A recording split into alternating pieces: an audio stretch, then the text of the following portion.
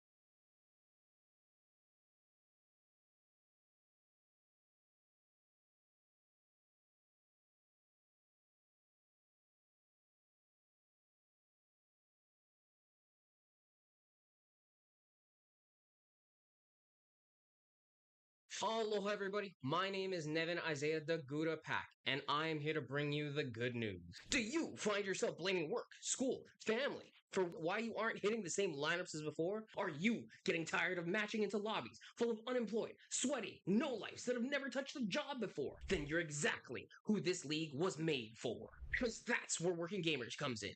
We're building structured, competitive gaming leagues designed specifically for working adults. Real teams full of your neighbors, coworkers, and friends you haven't even met yet.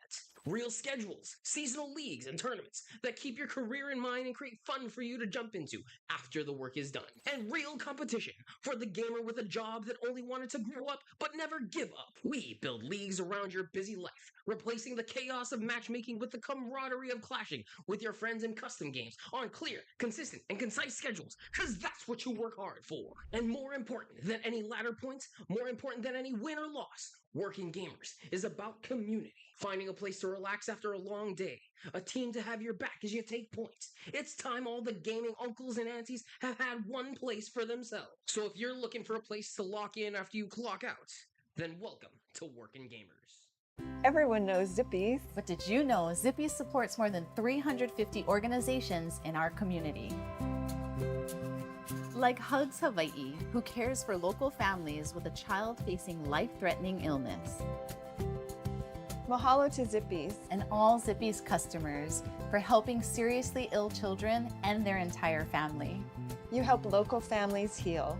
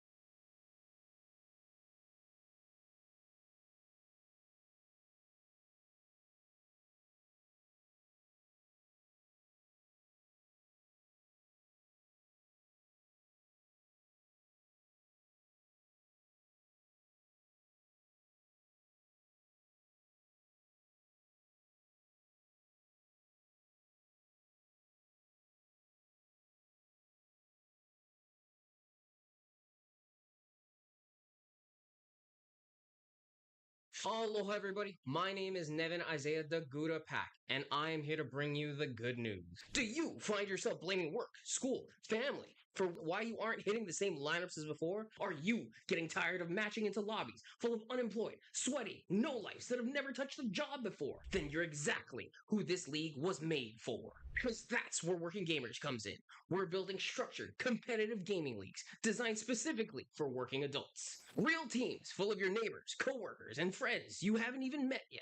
Real schedules, seasonal leagues, and tournaments that keep your career in mind and create fun for you to jump into after the work is done. And real competition for the gamer with a job that only wanted to grow up but never give up. We build leagues around your busy life, replacing the chaos of matchmaking with the camaraderie of clashing with your friends in custom games on clear, consistent, and concise schedules, because that's what you work hard for. And more important than any ladder points, more important than any win or loss, Working Gamers is about community. Finding a place to relax after a long day, a team to have your back as you take points. It's time all the gaming uncles and aunties have had one place for themselves. So if you're looking for a place to lock in after you clock out, then welcome to Working Gamers. Hey, how's it? Now everyone knows Zippies, but did you know that 100% of Zippy's Simon noodles are made locally? Fresh from the Sun Noodle Factory in Kalihi. With Zippy's celebrating 60 years supporting local businesses, there's never been a better time to make your next stop Zippy's. Aloha everybody, my name is Nevin Isaiah the Gouda Pack, and I am here to bring you the good news. Do you find yourself blaming work, school, family for why you aren't hitting the same lineups as before? Are you getting tired of matching into lobbies full of unemployed, sweaty, no-lifes that have never touched a job before? Then you're exactly who this league was made for. Because that's where Working Gamers comes in.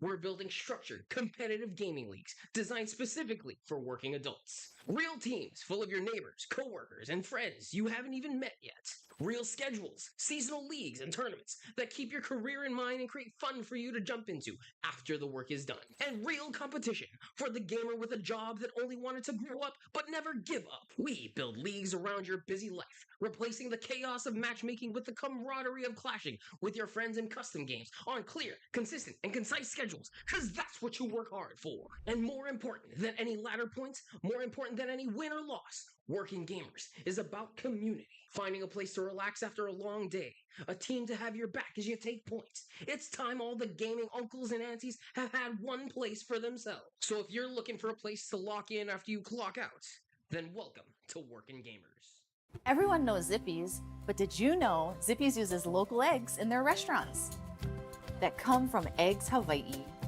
With Zippy's celebrating 60 years supporting local businesses, there's no better time to make your next stop Zippy's.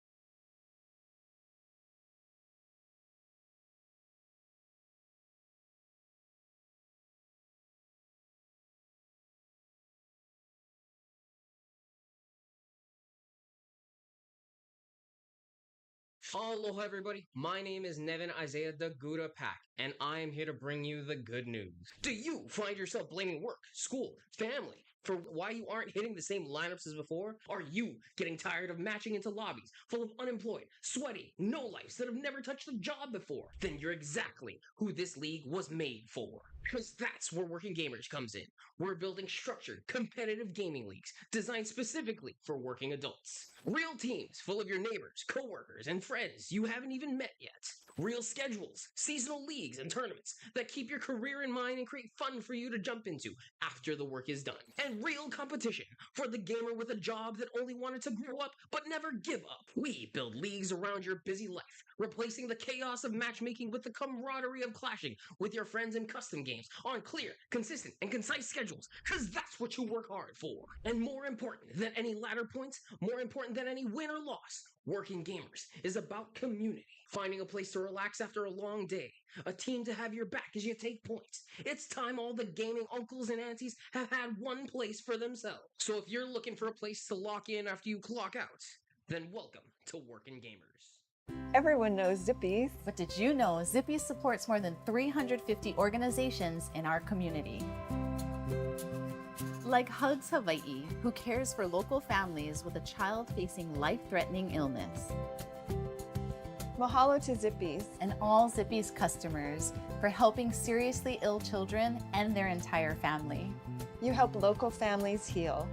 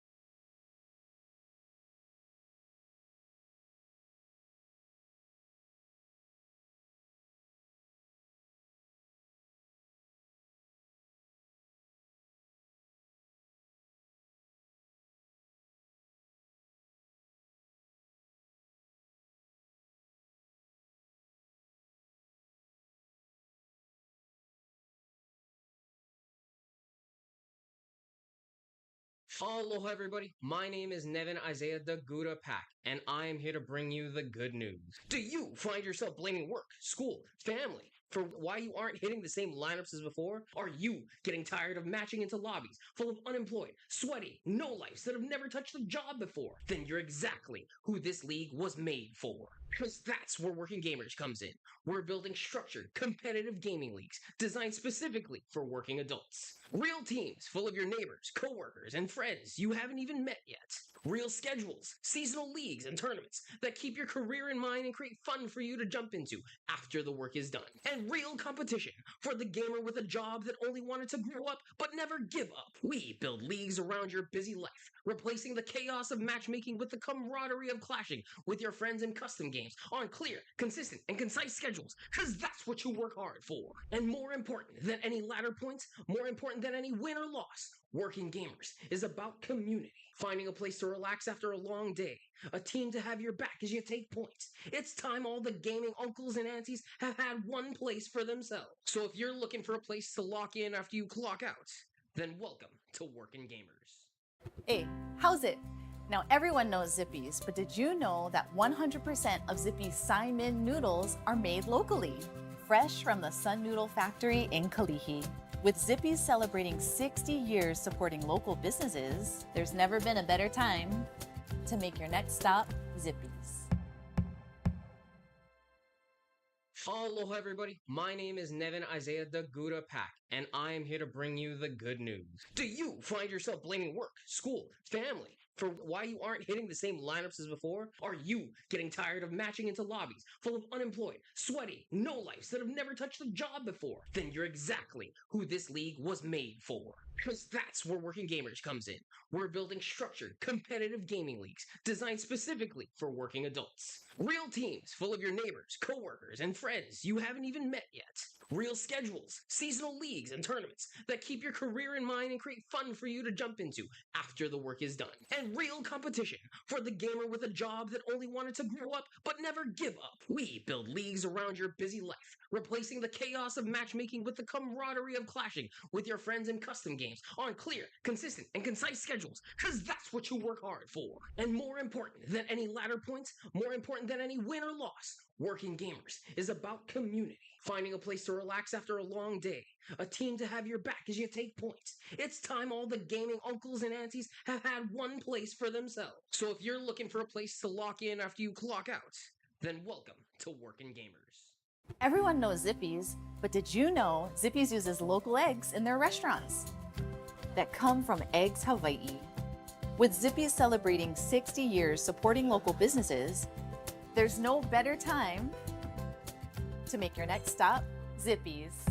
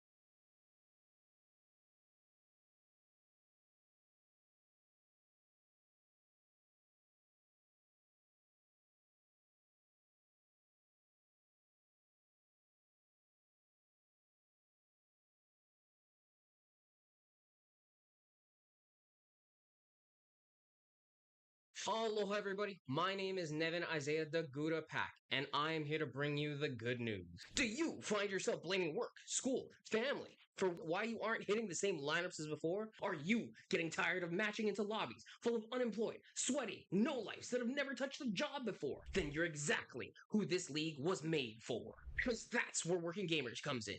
We're building structured, competitive gaming leagues designed specifically for working adults. Real teams full of your neighbors, coworkers, and friends you haven't even met yet. Real schedules, seasonal leagues, and tournaments that keep your career in mind and create fun for you to jump into after the work is done.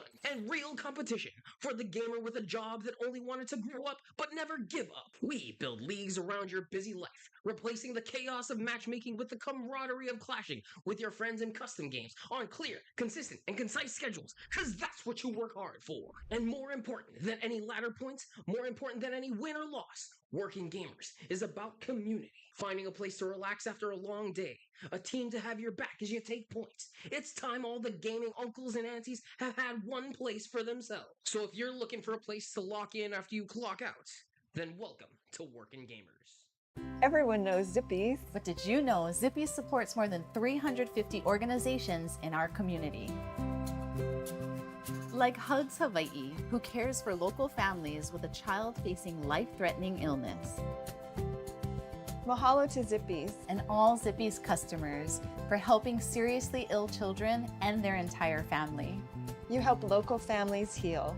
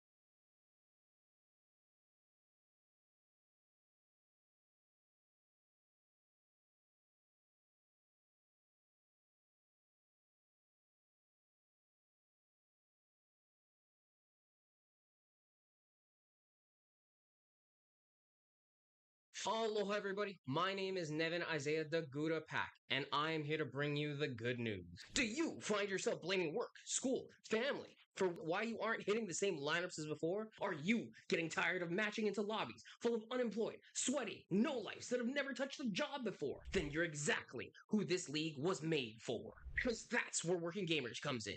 We're building structured, competitive gaming leagues designed specifically for working adults. Real teams full of your neighbors, coworkers, and friends you haven't even met yet. Real schedules, seasonal leagues, and tournaments that keep your career in mind and create fun for you to jump into after the work is done. And real competition for the gamer with a job that only wanted to grow up but never give up. We build leagues around your busy life, replacing the chaos of matchmaking with the camaraderie of clashing with your friends in custom games on clear, consistent, and concise schedules, because that's what you work hard for. And more important than any ladder points, more important than any win or loss, Working Gamers is about community. Finding a place to relax after a long day, a team to have your back as you take points. It's time all the gaming uncles and aunties have had one place for themselves. So if you're looking for a place to lock in after you clock out, then welcome to Working Gamers. Hey, how's it? Now everyone knows Zippy's, but did you know that 100% of Zippy's Simon noodles are made locally? Fresh from the Sun Noodle Factory in Kalihi. With Zippy's celebrating 60 years supporting local businesses, there's never been a better time to make your next stop Zippy's. Aloha, everybody. My name is Nevin Isaiah Daguda Pack, and I am here to bring you the good news. Do you find yourself blaming work, school, family for why you aren't hitting the same lineups as before? Are you getting tired of matching into lobbies full of unemployed, sweaty, no-lifes that have never touched a job before? Then you're exactly who this league was made for. Because that's where Workin Gamers comes in. We're building structured, competitive gaming leagues designed specifically for working adults. Real teams full of your neighbors, coworkers, and friends you haven't even met yet. Real schedules, seasonal leagues, and tournaments that keep your career in mind and create fun for you to jump into after the work is done. And real competition for the gamer with a job that only wanted to grow up but never give up. We build leagues around your busy life, replacing the chaos of matchmaking with the camaraderie of clashing with your friends in custom games on clear, consistent, and concise schedules, because that's what you work hard for. And more important than any ladder points, more important than any win or loss, Working Gamers is about community. Finding a place to relax after a long day, a team to have your back as you take points. It's time all the gaming uncles and aunties have had one place for themselves. So if you're looking for a place to lock in after you clock out, then welcome to Working Gamers. Everyone knows Zippy's, but did you know Zippy's uses local eggs in their restaurants that come from Eggs Hawaii? With Zippy's celebrating 60 years supporting local businesses, there's no better time to make your next stop Zippy's.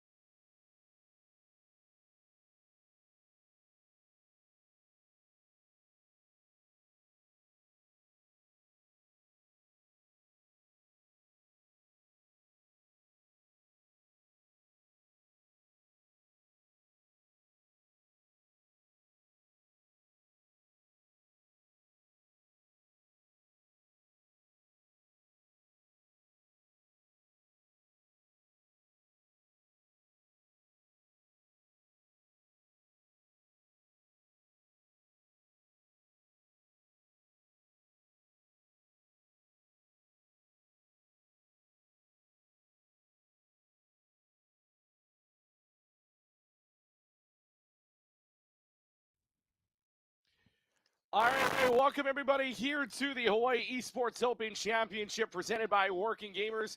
Klutski alongside Rosier with you, aka Keegan and Garrett, as we get set for our winners matchup. And wow, this is a matchup that honestly, one of them we expected to be here. Yes. The other one, maybe a little bit of a shock to the local community as well. Definitely We have true. Retirement Home taking on Shu in a little while here, and you can take a look at the bracket. And this bracketing in its entirety, kind of crazy to look at. And yes, some upsets here and there, but the big one you can see in the upper finals or rather I should say the upper semifinals, where the 4 takes down the 1. It's a seed steal a little bit too, so Chu takes that upper seed, but they beat them in a very, very close game. However, when they started out 8-0, they felt something, and you could feel it that Chu was going to win that game. They stave off the University of Hawaii pressure, and now they're here. Retirement home as well. Some young players on that squad as well. They call it the retirement home. They may be out of the University of Hawaii, but they call it.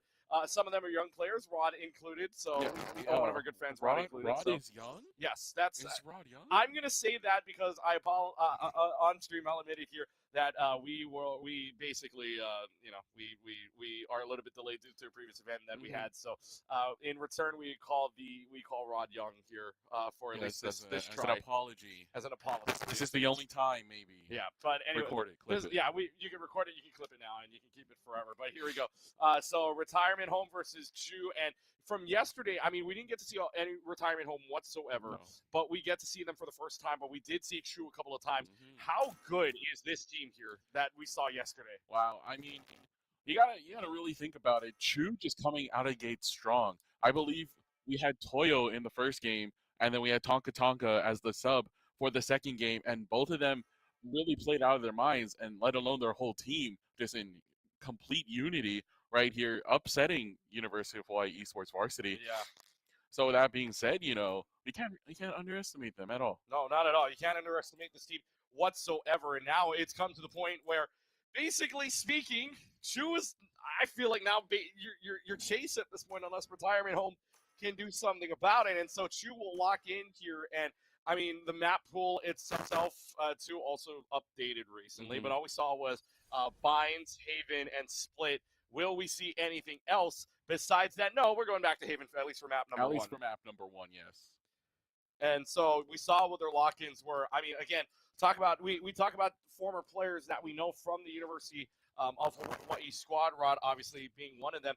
One of the other teams, by the way, we're going to see later on here tonight in the lower finals to take on the loser of this match for that second spot into Kawaii Kon as well. For those that don't know here, winner of the upper finals is going to move on into Kawaii Kon automatically, so they are done after this. Yes. They will not have to play an extra best of 3. But winner of this one gets their spot into the land. And meanwhile, the loser spot play one against the other team that beat all the University of Hawaii players there too. Yep. So it's a bunch of UAT pride here. At the moment is that the third team isn't in, and that's the team from 3 that have stepped them currently, and you can see it. Toyo is in for this game, not Tonka Tonka. So will we ever see them together? Will we never see them together? That's the big question. So here we go with our match, and we're underway. As for the team from retirement home, and actually, it's funny because normally we get the letters from the team top, but no, our project just decided to call old. But it's just old. Yeah, it's just old, but it looks like New School working out so far so well as they get right into Seaside. Has a good advantage. Everybody, Crypto's here to take care of business on Chu, takes care of the spike planter, but unfortunately, now it's back to Chu on over. Now it's 2 versus 1, coming all the way from back spawn area. Phoenix Flash doesn't get out of the smoke just yet. Now we'll wait and see here what's happening. Mikey, the last one left. The last bastion here is Mikey's there, at least for one. Loliet goes down. It's a 1 versus 1. Who gets it in the end? Toyo will win the Phoenix Mirror and Chu's off and running. Yeah, I mean, Chu, once again, kind of the same story as we saw, could they potentially run away with this again? Last time we saw them play against UHD Varsity, it was 3-0 from them out of the get-go, and on Haven, might I add. Yeah. So it's just really interesting. Can Chu just, take that momentum they had from yesterday in an upset victory versus UHE and transition it to retirement home made up of a bunch of ex-UHE players? Now remember, they did have less than 24 hours between the last game that they played the other last night, as well as now going into this best of 5. So we will see what Chu is made up here. But the question is, what can they find in the interim as they have the bonus round here? You don't want to lose too many people if you're Chu, and if you're retirement home, you want to get as many as you can, especially on the buy-up for Chu here. So Crypto's going to stay in it. Black Crown moving right out of the smoke. Doesn't realize Cody's there. Put down the gavel with the gun. Oh, and Cody's got the equipment out, but is able to find Rod. And Rod is taking care of, so now Chu will go ahead and plant on C yet again. As we move into Garage here. Guardian in hand for Prefix. A very good weapon, especially in a round like this. Toyo is going to spot them out. It's going to get a lot of damage. What a running gun! Where did Loliette come from? Mikey once again the last alive. 40 health and a dream, but the dream does not live on as Cody with the final blow with the judge. We've been seeing a lot of judges. We have been seeing a lot of judges. I think that's something we need to point out. I mean, when you're in comp, you got to do what you got to do, but especially in a tournament like this, this is not just for RR. Well, the way aggressively that they're playing, it shows that there is a room for a shotgun on the map here. Of course. And it almost feels like that judge is being relied on more than I would believe in this high level of an elo, but it's working out. You've seen it so much from Chu. You saw it a lot from Rocky Raccoon in SCZO, but is the judge just really going to be the game changer here in all of these games? I wish it was the Bucky. That's all I'll say. CMD did rock the Bucky yesterday a lot. Yes. Rock the Bucky. Now here they go. Look at Frog. The aggression here.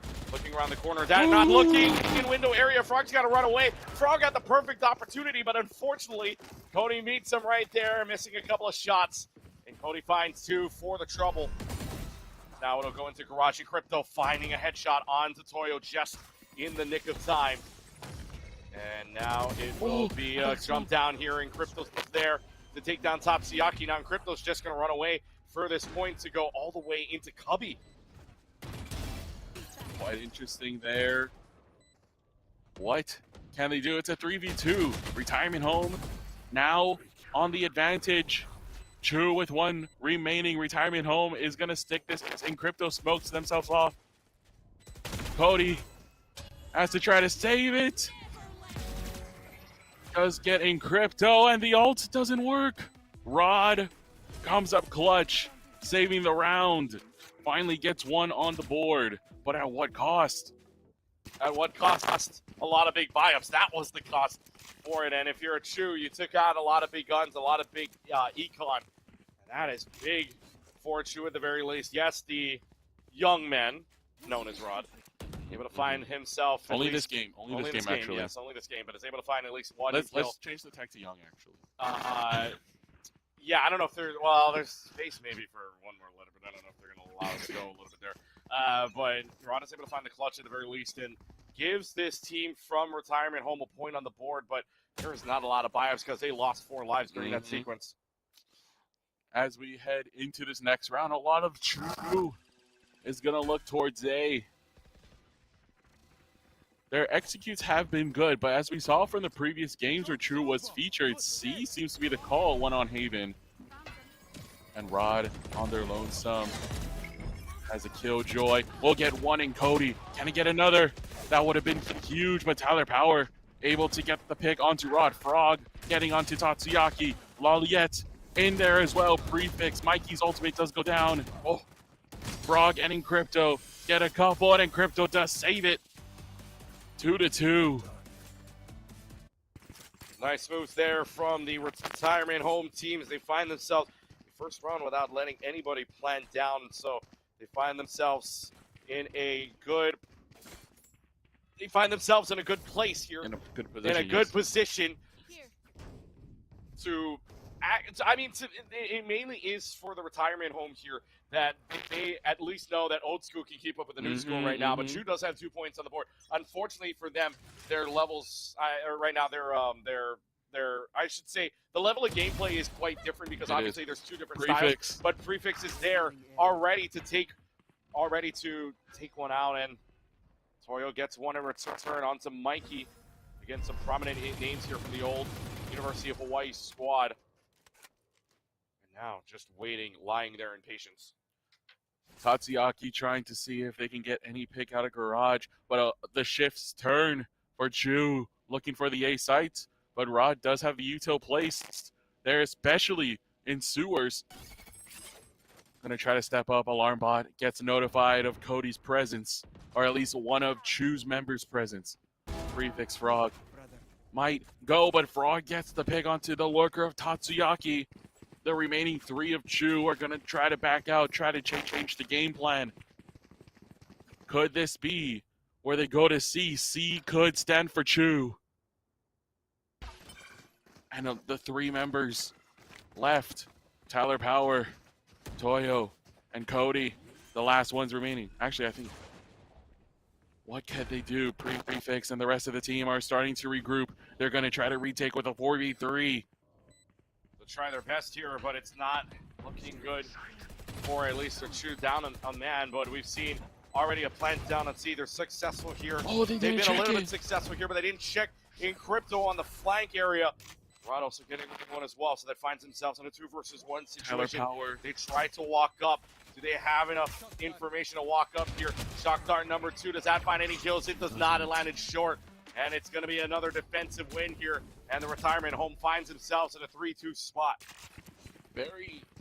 Still a very early game though, but after the first 2 rounds, I think retirement home just really needed to lock in and realize that, you know, where we should be teaching these guys what's up. They have so much experience. And so now we will find out what the, at least for the retirement home right now, they'll find themselves in a good spot for right now. Now, retirement home just really needs to stick to this. Mikey looking towards garage. Toyo looking for what they can. Toyo's gonna go in with the ultimate here. Trying to save, create that presence. Does get Rod in the process. Going up to C long.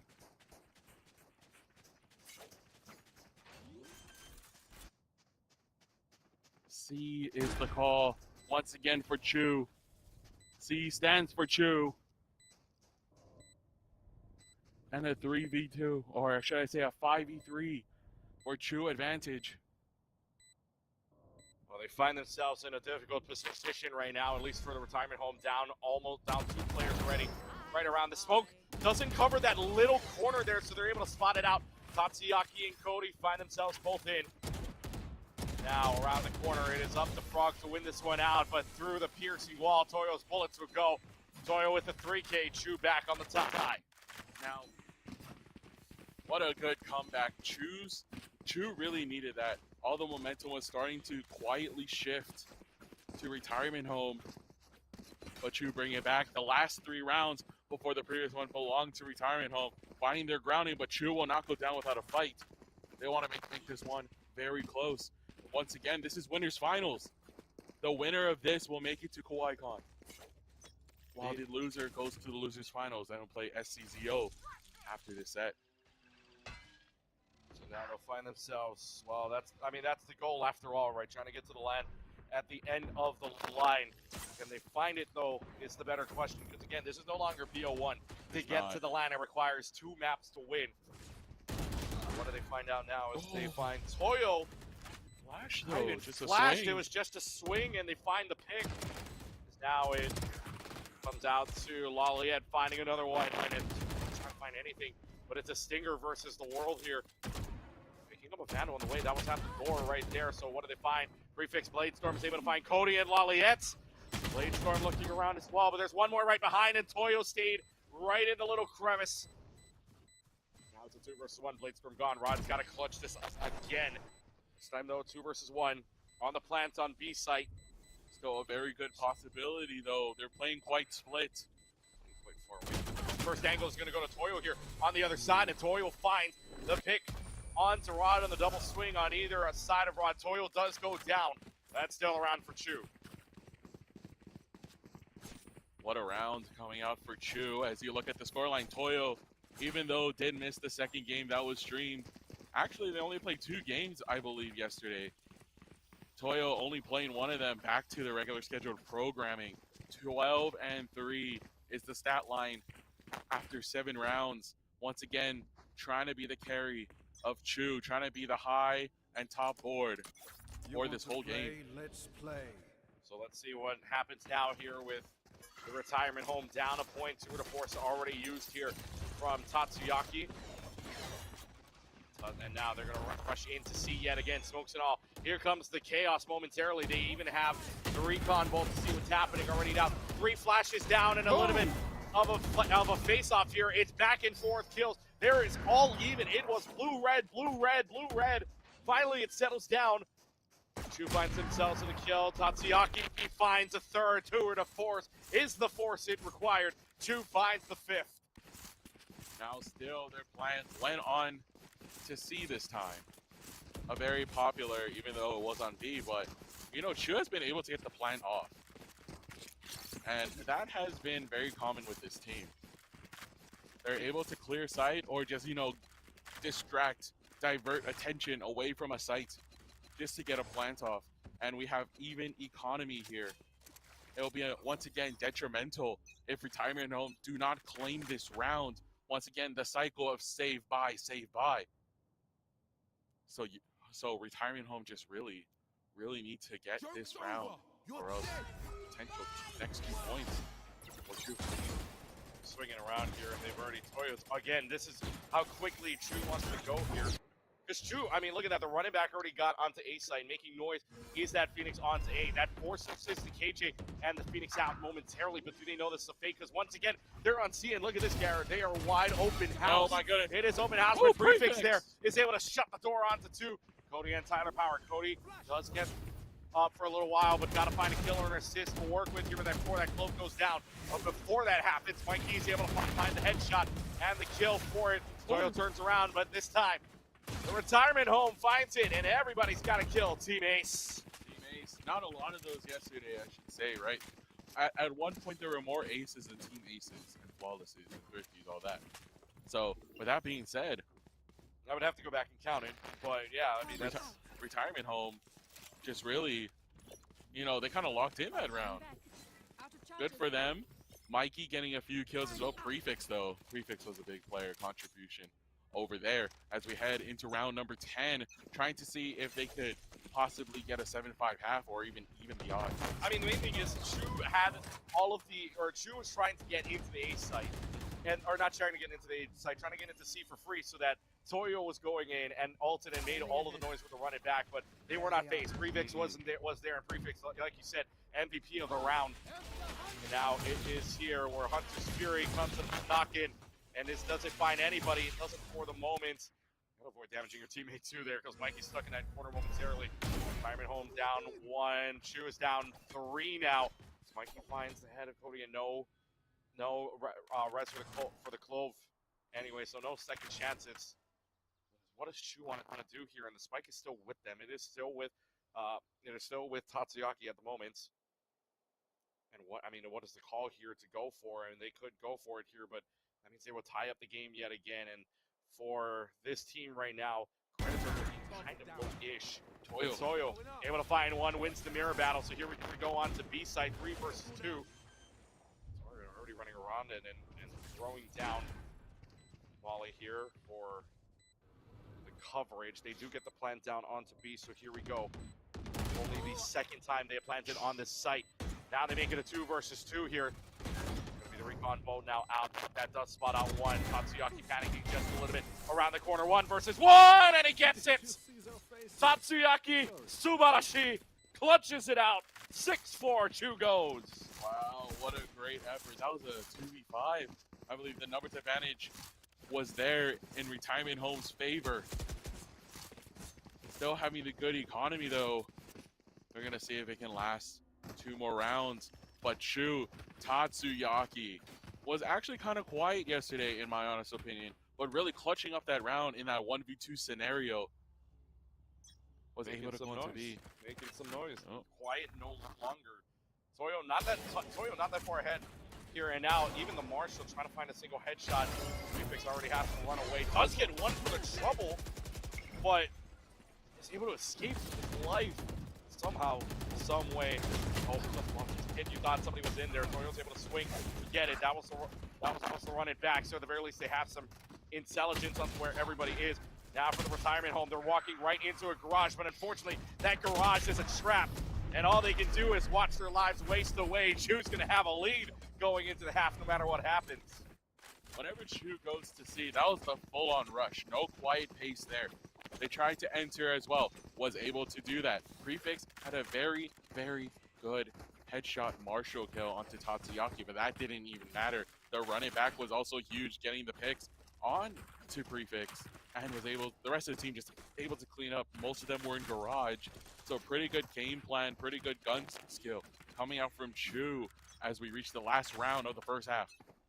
By the way, for your statement there for Chu hitting C site, but I believe if I'm counting this right, hit 7 times, or 8 times I should say, but did not plan once. They're 5 for 7 when they do plan onto that site. So they're not letting retakes happen all too often. Now they're forcing C yet again, but this time they lose 2 lives. Those are 2 important lives as well. You lose entry. Now you don't even have, you only have close smokes to work with here, as right now Cody will get a kill onto Rod. Cage has been almost silent minus the clutch there for this team, but see what happens as they run up into the mid area thinking somebody is here. Mikey's going to spot this out, but too quick of a swing. Cody is there, not enough reaction time. And now Chu finds themselves in man advantage. Canceling out from the shadows, or getting there from the shadows at the very least, and now they'll plant the spike. They have planted. Where are they going now? Where are they covering here?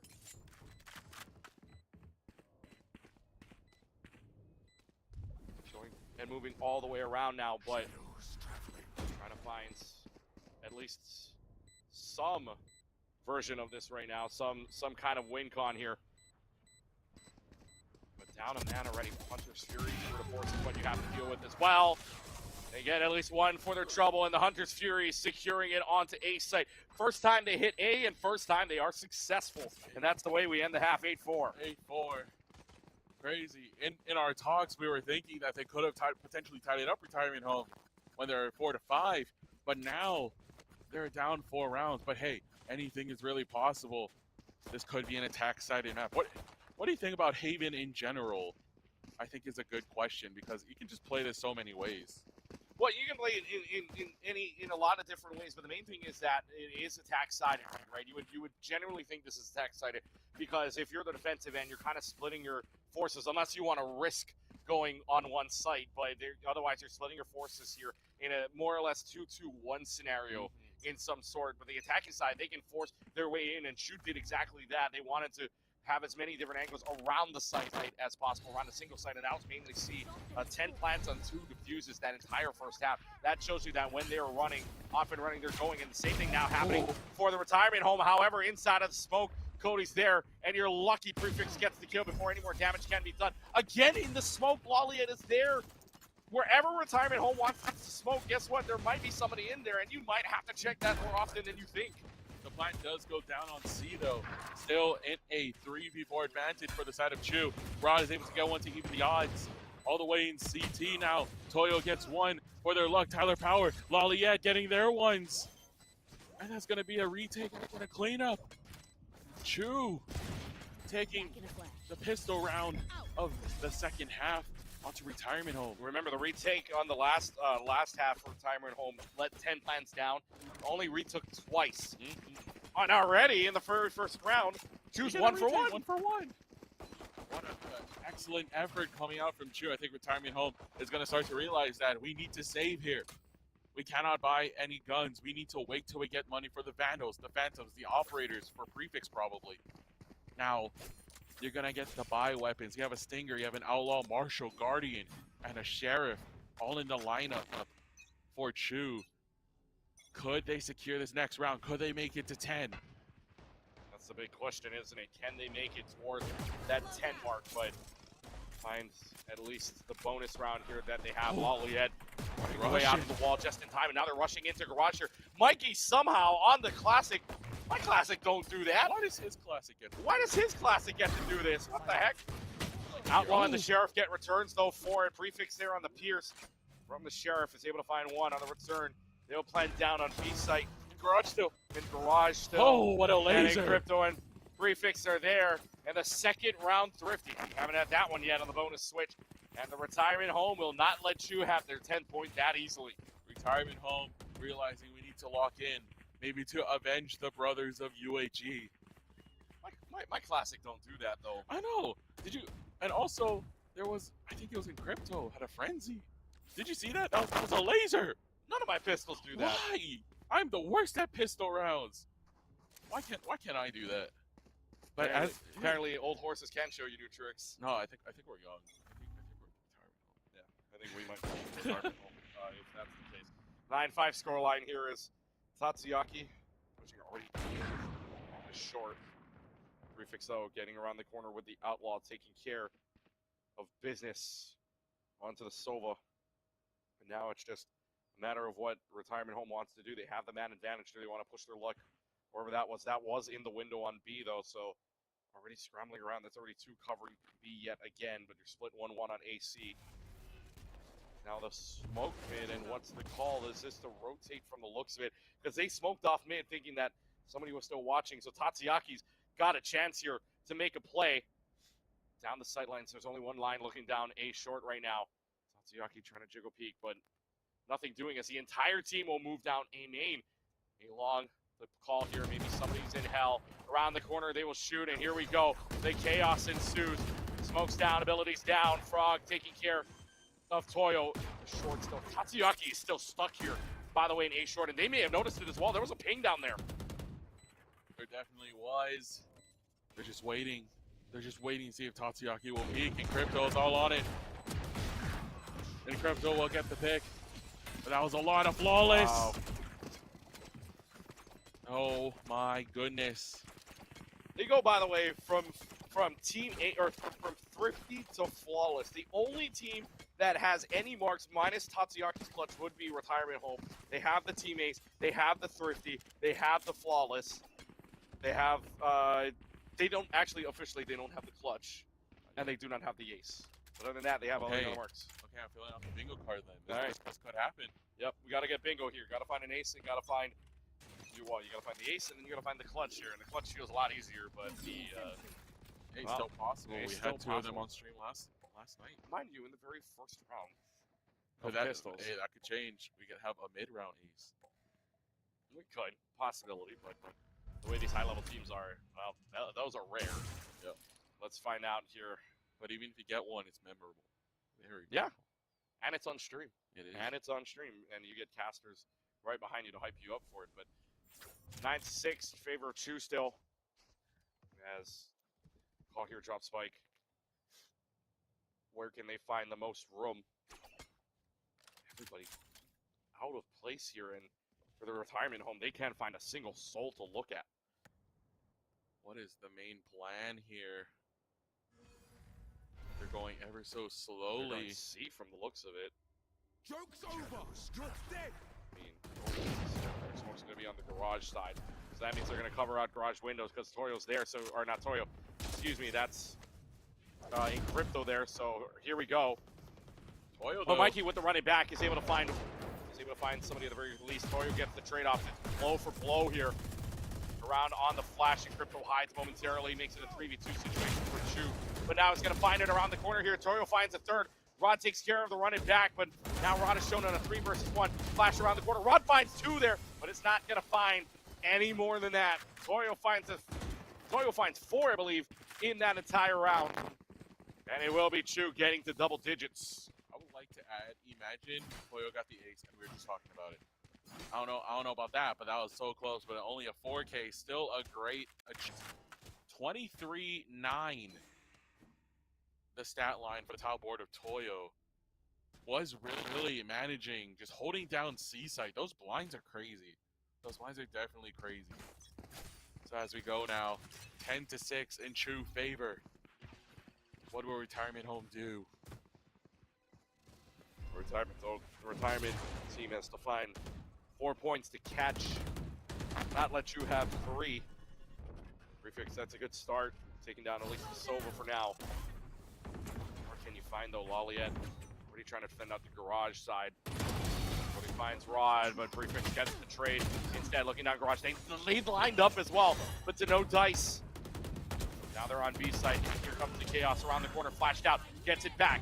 Blow is back into play as well. And Cody will get the last 2. Yes, gets back up and will not go back down. Cody finds 4 and Chu's on point 11. Chu is just running this right now. So impressive. They're showing out right now. They're prepared for this.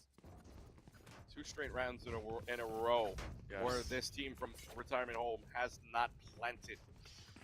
Winning off of Winning gun off skill. of just gun skill and the chaos that ensued. And you almost feel like every single time chaos does ensue now, you almost feel like Chu has that advantage in the That's definite. High pressure situations is there. In a team fight, what do you do? How can you manage your pressure? And it also feels like, too, I mean, this team from players from McKinley as well. For the Retirement Home team, I mean, this is old school too, right? Maybe they haven't played with each other in a long time. Yes, they got their opportunities yesterday, but now this feels fresh. Back in a best 2 out of 3. And now they're finding their way around here. Everybody, look at the stack up in heaven. Look at everybody up in heaven at the moment. That is 4 players up there. Toyo's the only one sitting on the ground at the moment. Here comes the Waylay, but the Waylay goes down. Lolly is down. Flash around the corner. Who gets it? Toyo, it's, again, ensuing chaos here. Back and forth it plays. Rod does have a lockdown available, but will not be able to use it. Instead, the site gets locked down. Smoke is up. Here we go. Starts with the DQ. Is it going to be at least half for him? It will be a jump shot, but it's not going to work out. The claw was there. Cody has been absolutely popping off in the last couple of rounds here. And Chu has 6 opportunities to close this game out. Truly a surprise. Once again, defying all odds. We have Chu on match point. I'm pretty sure me and you both were very impressed with Chu, but I'm not too sure that we thought they could possibly run the table here, giving Retirement Home a run for their money. But Chu is really just taking advantage of what they have. Well, let's put it simply here, though. This is only map number 1. It is. But Very surprising. it is a surprising map number 1 here. And Lolliet Already starting off on the window, taking care of business. Now they're going to wait for path out and about, see if there's anybody down the lane, but nobody is home. They split up, and even a headshot or 2 comes out from the Retirement Home. They know they got to play perfect for 6 more rounds. Already low health bars, but no healers on any case scenario here. No running backs either. Toyo's going to go all the way in the back and puts up the wall. Not knowing they split already into window area. Can they find a pick? Toyo's got to look left and looking in the wrong direction here around the corner. Toyo finds one. Flash out, nothing there. Frog even gets the headshot for it to cover. Lockdown's going to come out for Rod. Tatsuyaki's going to run. It's still inside of it. Get an opportunity to run away as Tatsuyaki's right on the edge of it on a 2 versus 3. Nobody home. They'll let the plant happen. Outside of the smoke, though, someone waiting ever so patiently. Doesn't look in the right direction. Frog is there. Encrypto cleans. And the Retirement Home, it's not lights out yet. The very aggressive push in the beginning from Chu may have cost them. Although Lolliet was able to pick off Mikey in the beginning, Retirement Home was able to pick off 2, evening, not really evening, but gaining the numbers advantage into a 4v3. Retirement Home trying to claw back from this, trying to win the next 5 to send to overtime. But Chu's economy is kind of rough at the moment. But then again, we saw Thrifties left and right. Now for this team as well. Frog starting off with a pick already, and I think this is your key here. If you're the old University of Hawaii team known as Retirement Home, you gotta find early picks on. Hunter's Fury delivers a second one for Frog. And this just keeps getting better for this team. They'll plant on C. Don't even back off. They're trying to play, but Prefix is in garage. 2 and a force needs to get 5. With 4 bullets remaining. To get 4 more at the very least around the corner trying to swing it. They will peek out. It will be even a pierce through the wall where Mikey is. Again, not lights out just yet. They get another one back. Chu did need to save there. They're going to get the full rifles, full weaponry. But Retirement Home is kind of trying to claw back from this. 2 rounds so far belong to them. And able to get early picks very early on in the round. Toyo was just standing in the smoke. Frog decided to shoot. There they were, getting the kill there. As we reach into round number 21. What kind of attack is Retirement Home planning? Looks like they might want to go aggressive here. Mikey already going into the corner, going into the doors, and we'll play the run it back. We'll have to walk through a couple of smokes to do so.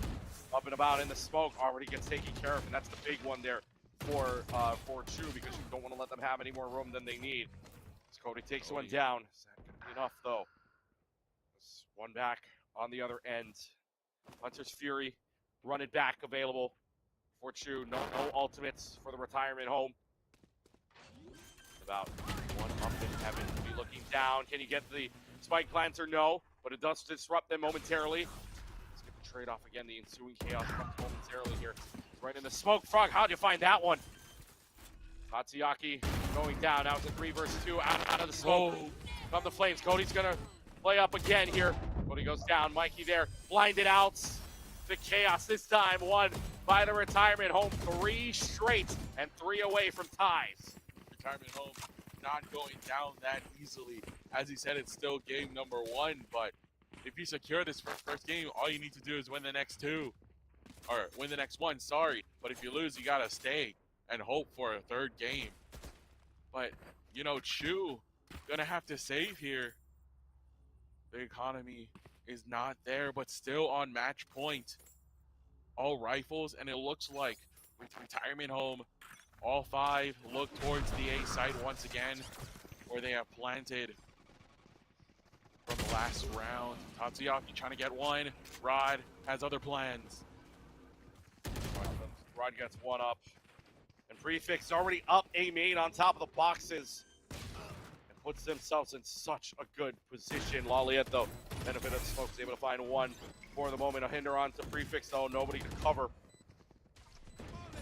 Still makes it 4 versus 3 scenario. Prefix, though, again, able to get one. And Crypto gets the run it back and even gets the extra. Maybe another one. No fear from the Retirement Home. Lights out does not happen without their permission. 4 straight for the old folks. An excellent round coming out from the Retirement Home.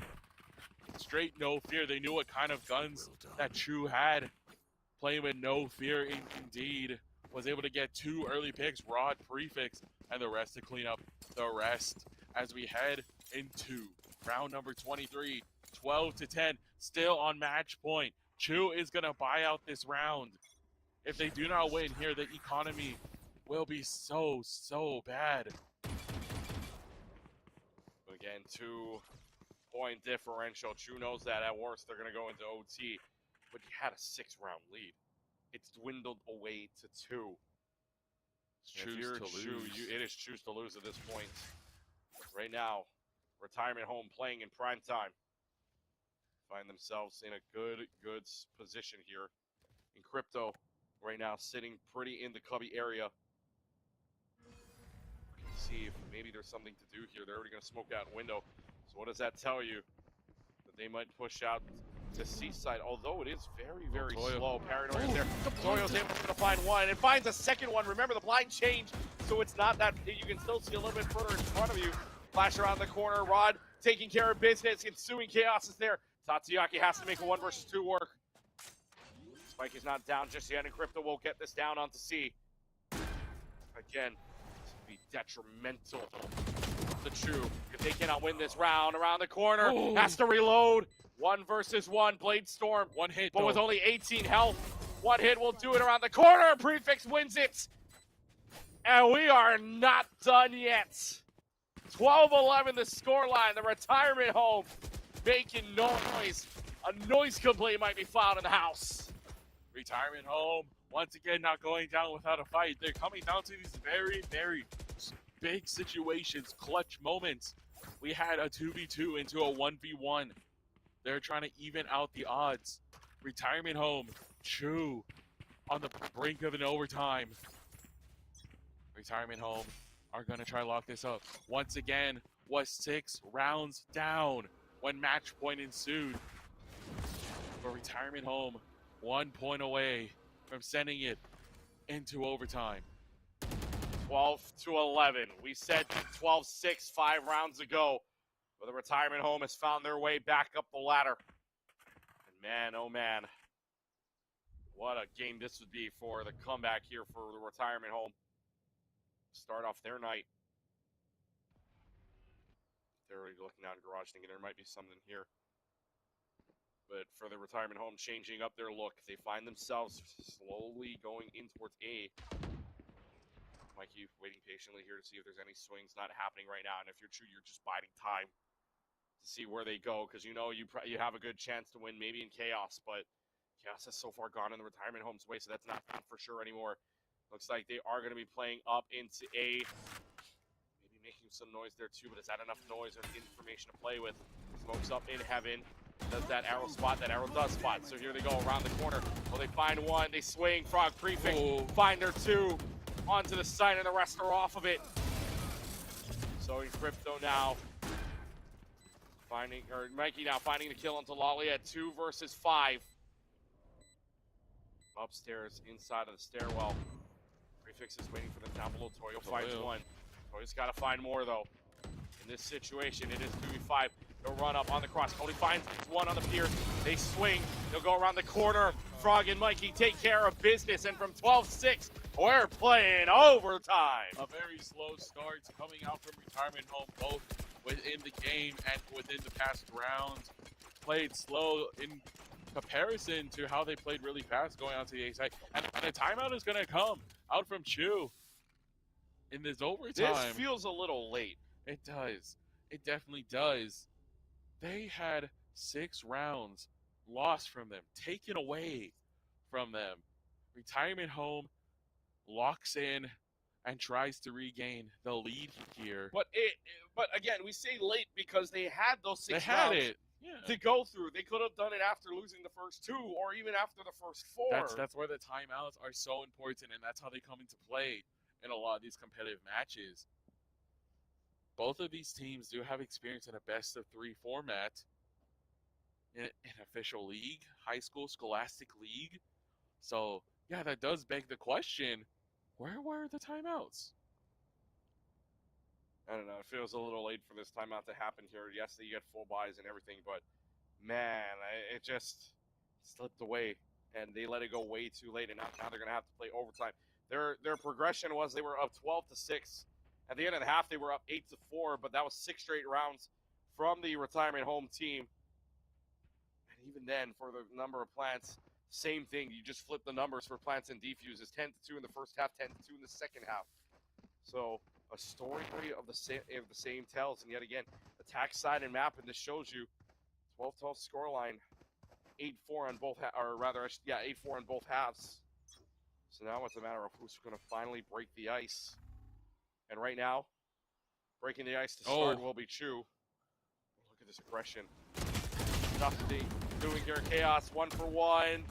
2 for 1. Mikey finds another. Flashes. Does he go away? No, he will stay here. Something happened here. A good molly as well. That's going to burn away some of the health. The firewall is there. But nothing to do other than just go back. But that's not a bad contact at all for this team from the retirement home. You get 2 for 1. Going down to A main is Cody. Finally, Chu back on the attacking side. Looks, all 3 members are there. It looks like this will be a retirement home retake. Gonna be planting under heaven as the post plant starts, but Rod able to get Tatsuyaki. Rod finds Tatsuyaki, and now it makes the retirement home job a little bit easier. They go in a line and a stack, and they find it. It's not 6 straight to end the half. It's 7 straight between 2. And it is now 13-12. The retirement home 1 away from one of the crazier reverses, and the only reverse probably that we will see here inside of the HOC. Yeah, possibly. Oh, like you said about timeouts, yes, I do think a timeout is necessary. I mean, I think a timeout is better than no timeout. But in this case, you know, they're trying to stop the momentum, but you had retirement home really just picking up the pace there. It doesn't matter if you call a timeout there. We had so much momentum. We had 6 rounds to make it to overtime. Yep. And now you have 1 more, 1 match point as it shifts back to retirement home. Retirement home, 7 straight for this team, and now they'll back off momentarily here. Already being spotted out. Tatsuyaki backing up. Operator in hand. Where do they want to go with this? Because obviously they're already pushed up very, very aggressively. But I mean, that's just for the Omen. But instead now, the line procures into B. The only person there to cover is Cody. Cody would have to smoke, throw out it maybe under. Now the wall is up. Smoke come down in time before the Clove notices where everybody is going. Where everybody was going was not really a push. It's just into garage now. I mean, they're waiting. They're playing patiently, and now here's what looks to be the go button. This Tyler Power now surrounding it. And now everybody is on C. The only one not on C, by the way, is Rod in the window right now. And I don't think, notices the Clove. The Clove gets away scot-free. Rod's looking in the wrong direction here. Now might have to regroup with the rest of the team. 5 versus 4 on the site now until Rod can get there. We'll go through B main, maybe look at going through garage. But in the meanwhile, Chaos and 2's on the site. Up into the window. Rod finds one, finds a second here. They find a trade. 1 versus 2 though. Crypto's got to clutch this at the end of it. Starts to defuse around the corner, around the wall. Toyo finds it. And they find themselves safe. And it will go to double OT. You talk about the word chaos, and that round was nothing but chaotic. The kill feed, just straight kill after kill after kill, trade after trade. And Crypto was able to get the diffuser, but was not able to get Toyo in the end. This is a 13-13. In order to win, you have to win at 15. Must win by 2 the entire way. You get to say those words up until the start of the overtime. But now it's getting serious here for this squad from Chu as they get a point back for the first time in 8 rounds. 8 rounds, yes. What a stat.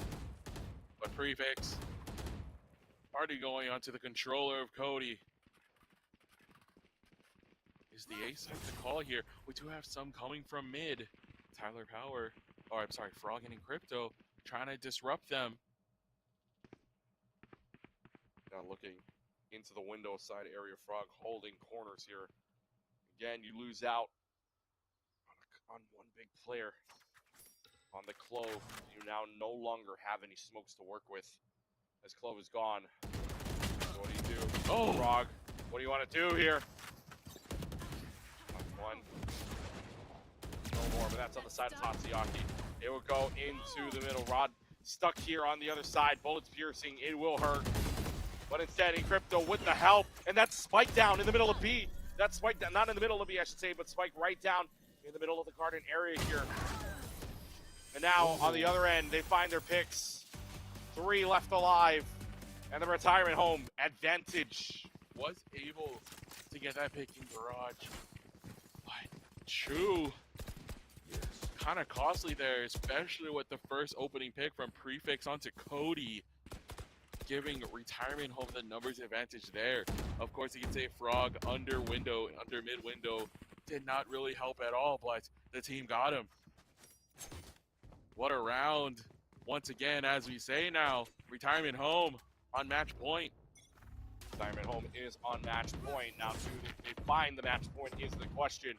Triple T still on the cards. Off it go. They will go into Haven B site. Now, already smoking this off, knowing that there may be something amiss. Cody's there inside of smoke. Mikey waiting for it. Same thing, too. Trying to find any semblance here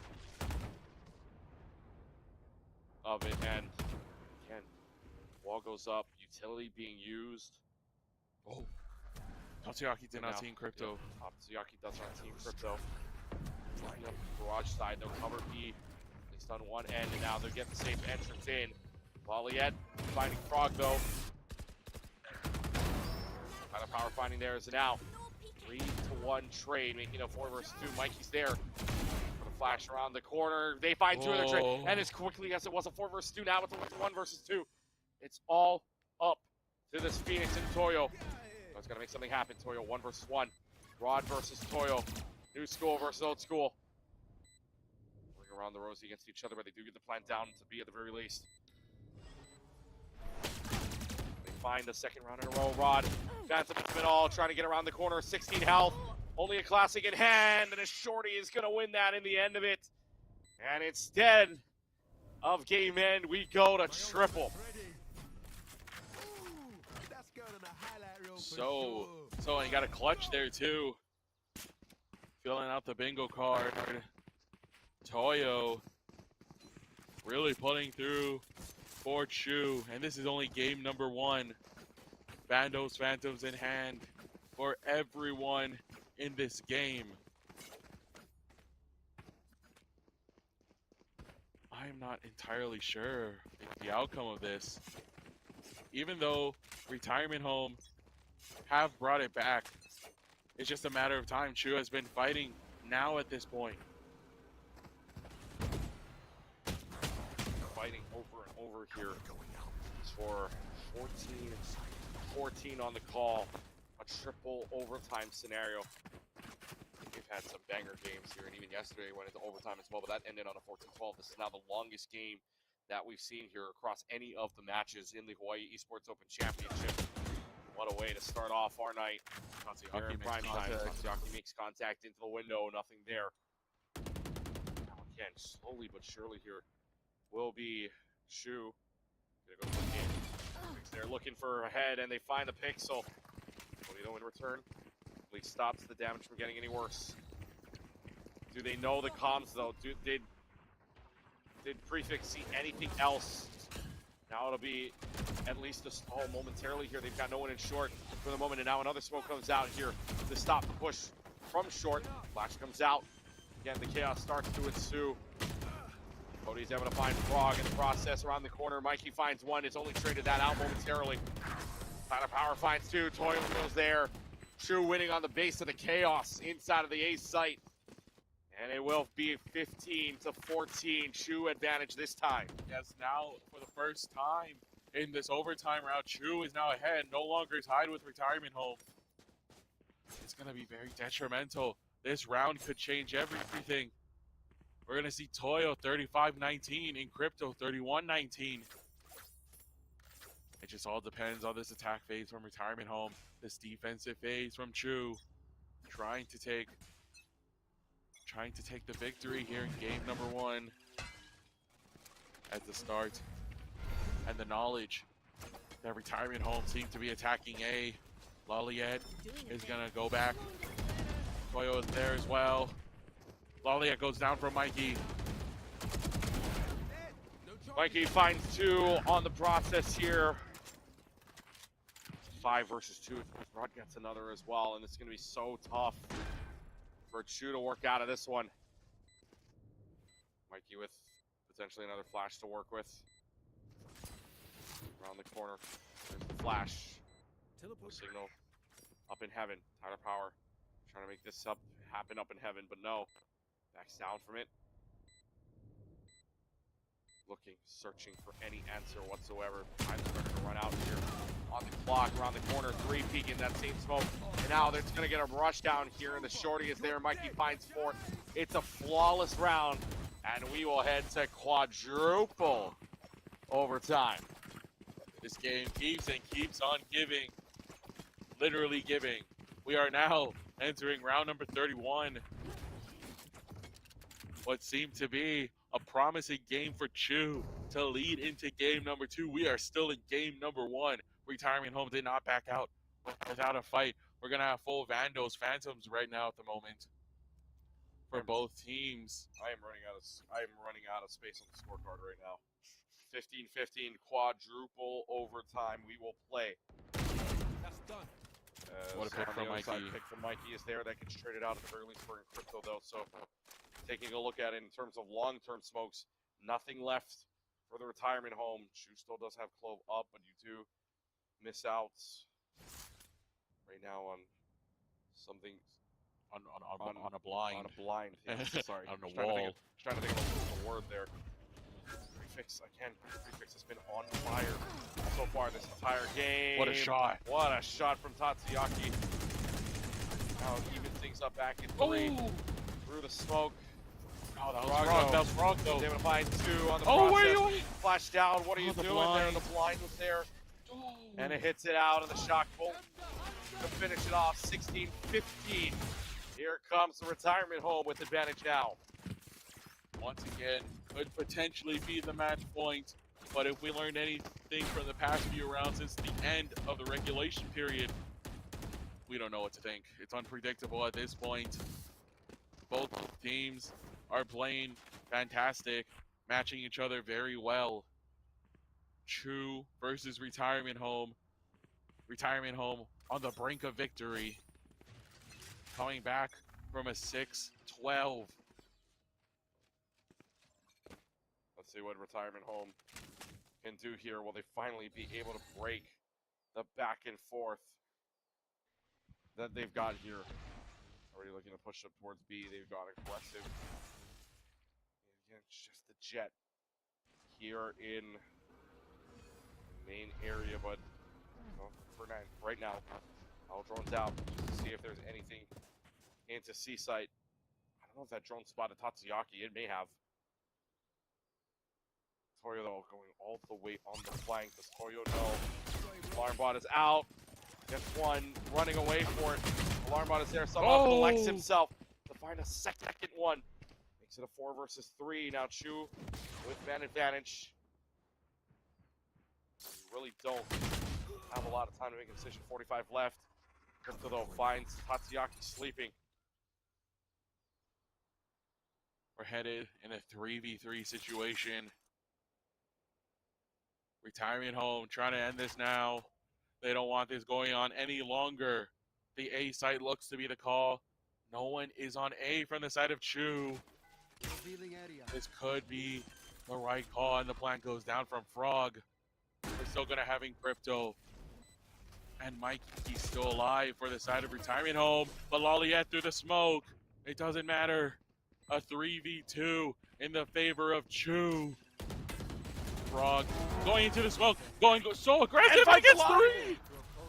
What? He gets 2, and Crypto gets the other. What happened? My, oh my. What a finish. Quadruple overtime. Oh my. To end that game, and No that is way. unbelievable. An unbelievable sequence. And that's just map 1. That's map 1. That is map number I feel like I lived 1. a lifetime during that game. I know. Oh my gosh. 17-15, your final score in that game to get to quadruple overtime is amazing. And yet, again, the highest sequence we've had so far. No other game has had overtime besides the ones we've seen thus far. So that is quite fun to see. We will take a short break, and when we come back, we'll go ahead and give you map number 2 and more right here. Short break here in the Hawaii Esports Open Championship.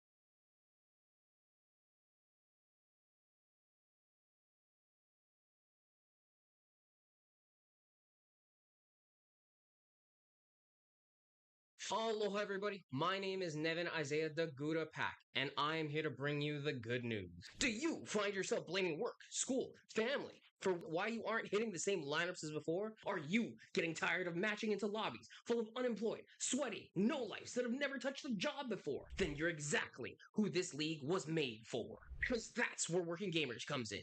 We're building structured, competitive gaming leagues designed specifically for working adults. Real teams full of your neighbors, coworkers, and friends you haven't even met yet. Real schedules, seasonal leagues, and tournaments that keep your career in mind and create fun for you to jump into after the work is done. And real competition for the gamer with a job that only wanted to grow up but never give up. We build leagues around your busy life, replacing the chaos of matchmaking with the camaraderie of clashing with your friends in custom games on clear, consistent, and concise schedules, because that's what you work hard for. And more important than any ladder points, more important than any win or loss, Working Gamers is about community. Finding a place to relax after a long day, a team to have your back as you take points. It's time all the gaming uncles and aunties have had one place for themselves. So if you're looking for a place to lock in after you clock out, then welcome to Working Gamers. Everyone knows Zippies. But did you know Zippy supports more than 350 organizations in our community? Like Hugs Hawaii, who cares for local families with a child facing life-threatening illness. Mahalo to Zippies. And all Zippy's customers for helping seriously ill children and their entire family. You help local families heal.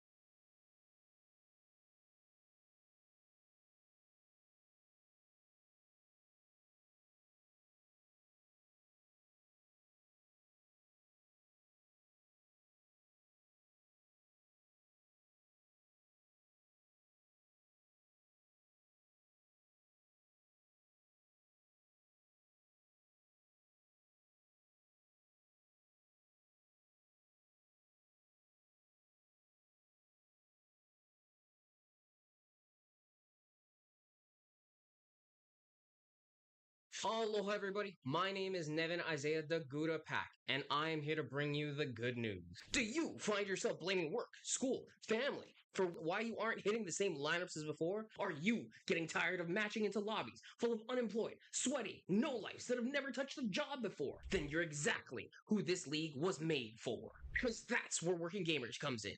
We're building structured, competitive gaming leagues designed specifically for working adults. Real teams full of your neighbors, coworkers, and friends you haven't even met yet.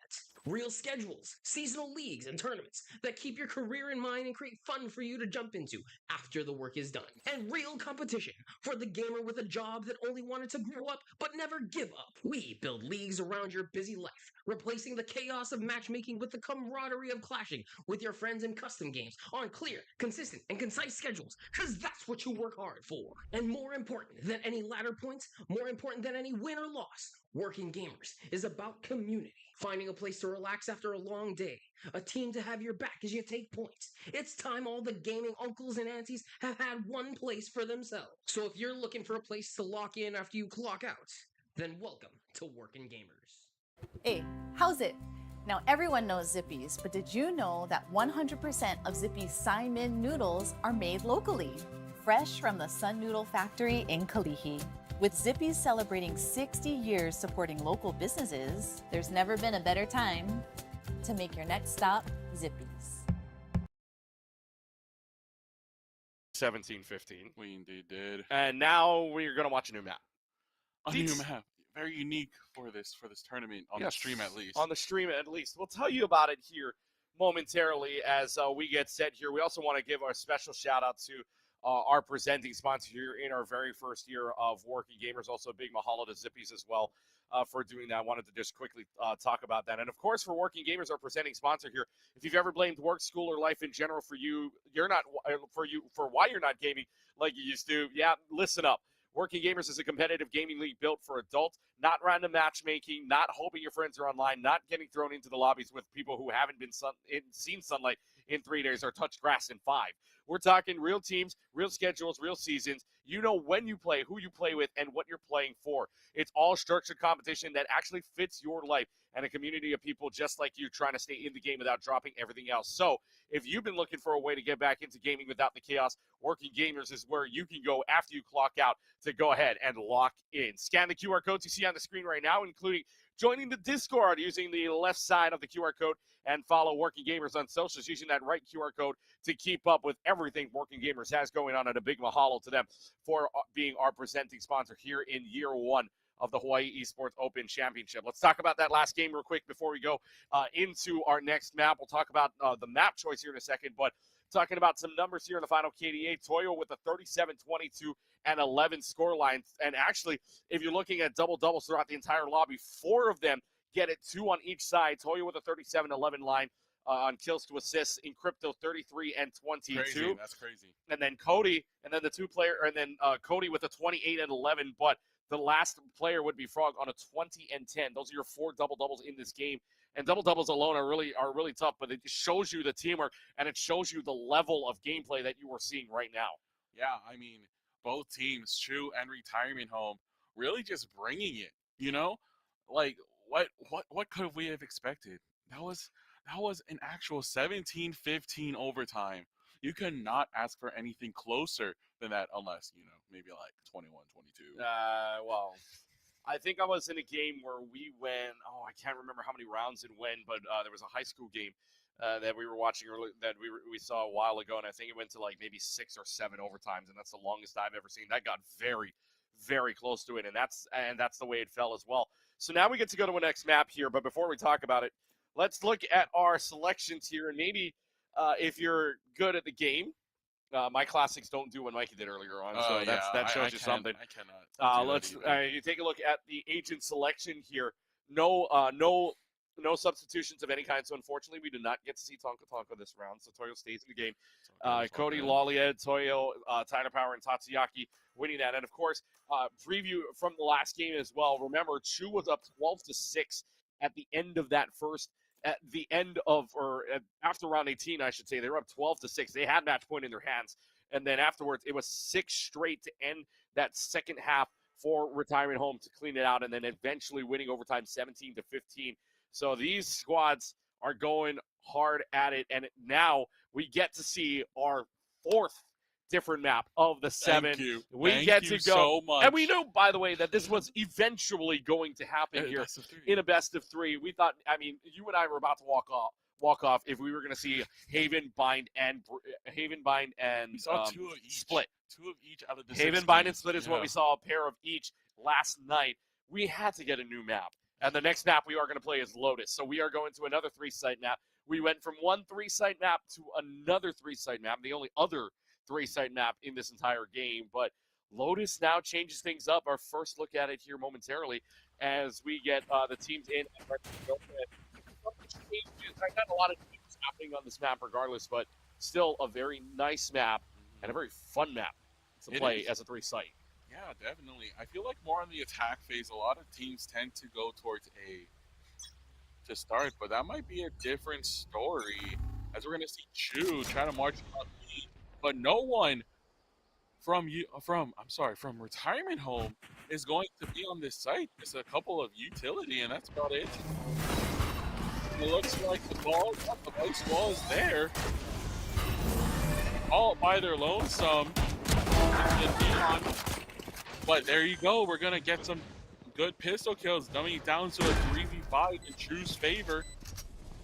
Trying to get some redemption from that last game. They were very much ahead. Lolly getting able to get Rod, Prefix getting one on Tyler Power, but what can you do in a 4v2? Retirement Home is on the back foot here. Prefix and Encrypto getting their ones. It is a 2v2 situation. Toyo, though, is still here to play, but Encrypto through the smoke, and Encrypto getting the one onto Tatsuyaki. What a retake. As I said before, it was a 4v2, people. Retirement Home coming back out of the gate. 2 kills very, very early. At the mark that they were missing from that very first game, other than the ace, the clutch, and who else but Encrypto to start this one off to do it, and a good start now. A very different start than they had before on that round. It started off with a pistol round going to Chu on C site. This time around B site, plenty of chaos and even a plant down on B, but otherwise Encrypto gets the clutch. Good start here for the Retirement Home, and maybe, just maybe, after 18 rounds, the nerves started waking up. Yeah, I mean, after 18, after that so many round game, like, you gotta be a little bit mentally tired. These teams refuse to go to sleep. They're trying to get this Lotus map. Everything rides on the line. One team immediately clinches the Hawaii Esports Open Championship final at Kawaii Kon. The other has to go through another team and a potential best of 3. I mean, 3 games is a lot. We're only on game 2. First series. But yeah. Cody decides to get a kill, and the attack is on. Find it away here momentarily, sitting inside of the smoke. Rod has to run away for dear life, and you and I could probably already hear the squeals of escape Mikey, that has to be made. Mikey, though, lining up 3 in the process. Now that spike may be planted, but now they're in a whole lot of trouble to work with. Rod with a kill there, trying to transfer off with another one. 2 versus 1. This is a classic, by the way. Tatsuyaki finds 2. Yet again, it finds it on 1 player left, but saw a lot of Spectres and all that. That may be expensive for them. I would like to say Retirement Home may have won the round, but at what cost? It did cost them a bit.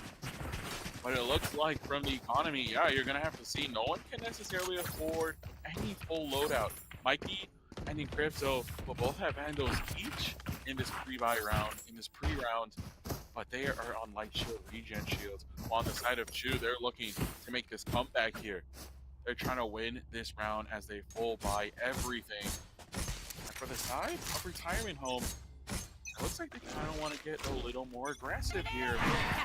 2 members already. We have Brog and Mikey trying to get any kill whatsoever. Prefix also joins the fight there.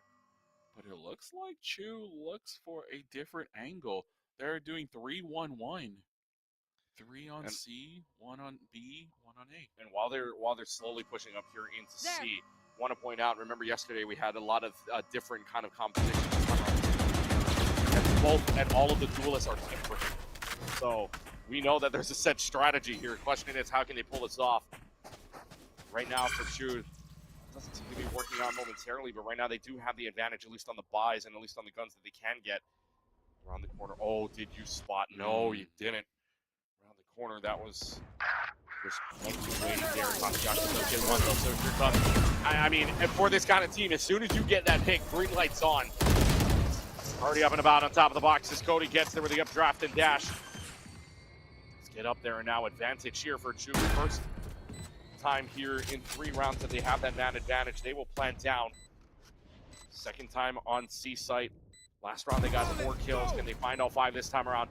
Might be having to run it back. There, Prefix already gets it. Paranoia from Tatsuyaki to take care of the running back before it does any damage to them. 3, Cody finding 1 inside a waterfall.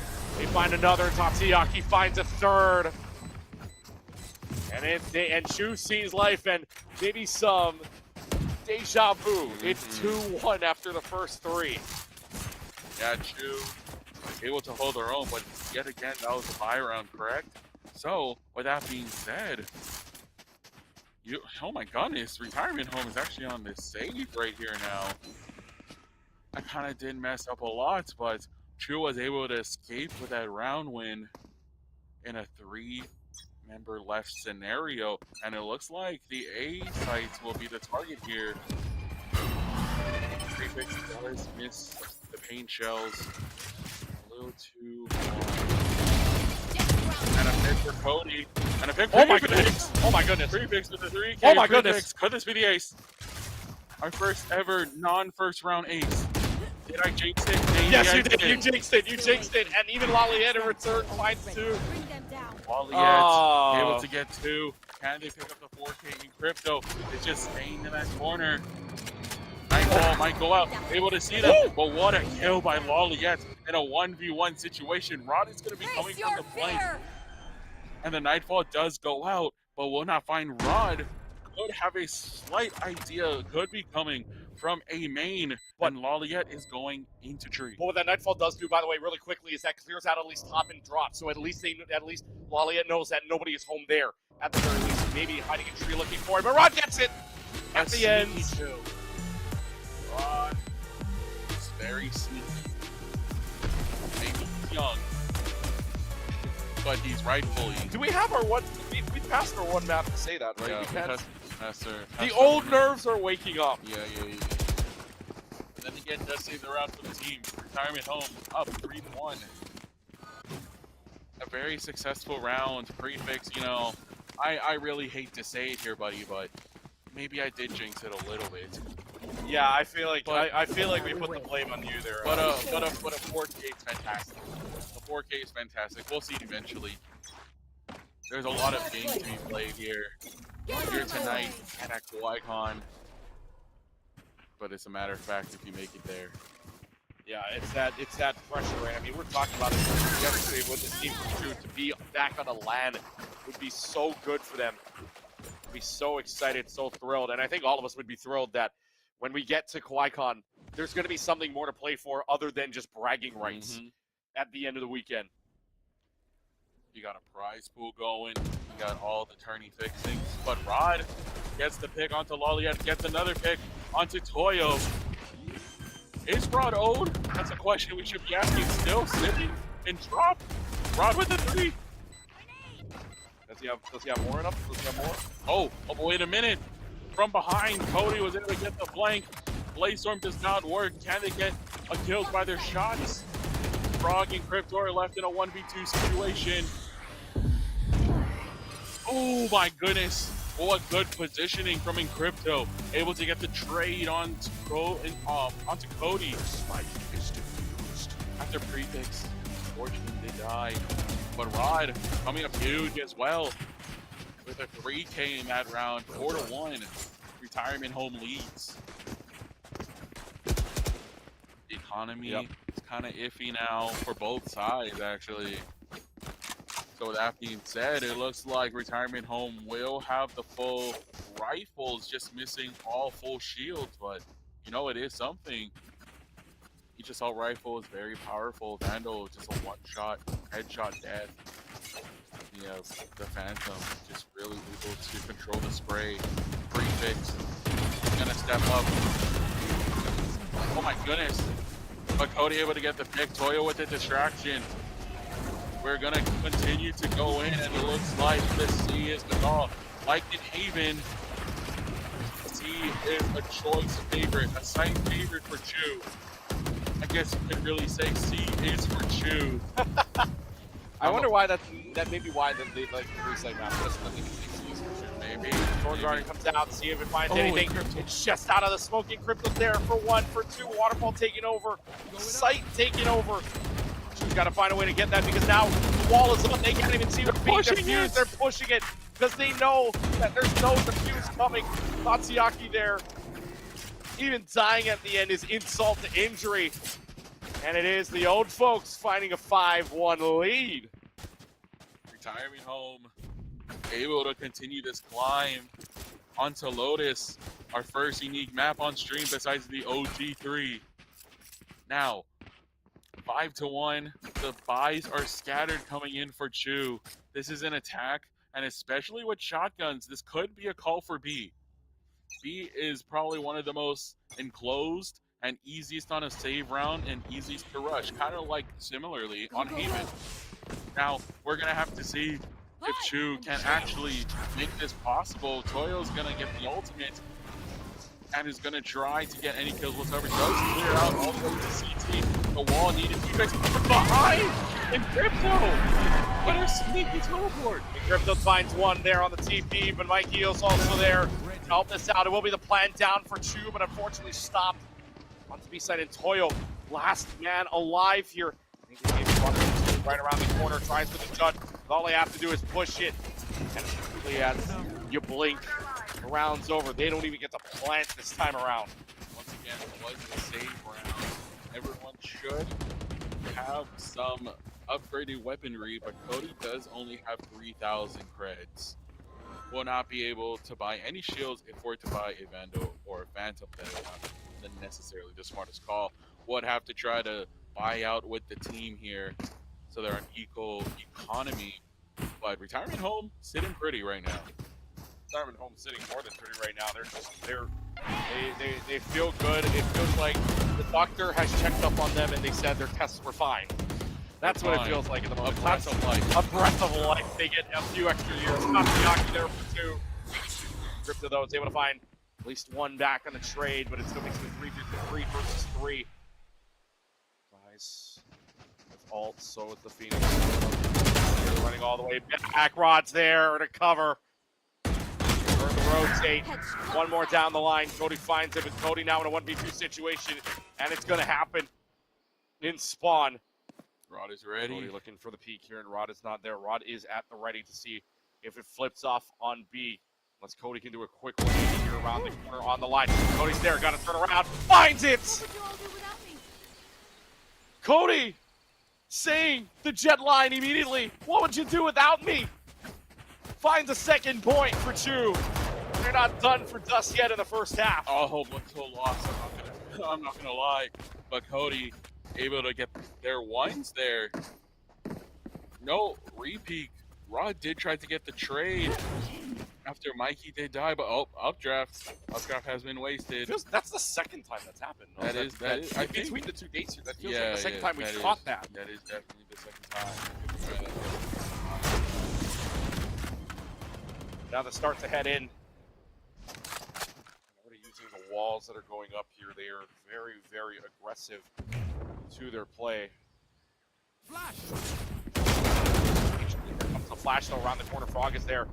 Good flash from Mikey. Now they're going all the way to C. So they left one into A spawn. But now instead, it's a rush on to C. They're down a man, but it doesn't matter. Because on the site itself, it's 4-2. Razors are there. Razorvine there to at least stave off the pressure momentarily. Now it'll drop down. Will be a plants on to C. They find the plants. They find their moment. Now they're running back. They're gonna back out, but we wonder if that's still in there. Now it's locked, but Prefix there to find 3. Showstopper on the kill, and it finds it. Prefix Classic. I need. Why does my classic not do that? Everybody in chat wondering why my classic don't do that. Oh my goodness. God, Mike even pulling out the fidget spinner. Come on, man. We already know you got the round. Man, oh man. Retirement Home. What a win. Look into those eyes. It just wants the fidget spinner. T1. T1. What do you think of that? T1? It's okay. It's not a paper X. I'm okay with that. Yeah. You're T1. okay with that? T1. Yeah, I'm fine with that. T1's okay team. But yeah. Anyways. Oh no. Oh my god. Unbelievable.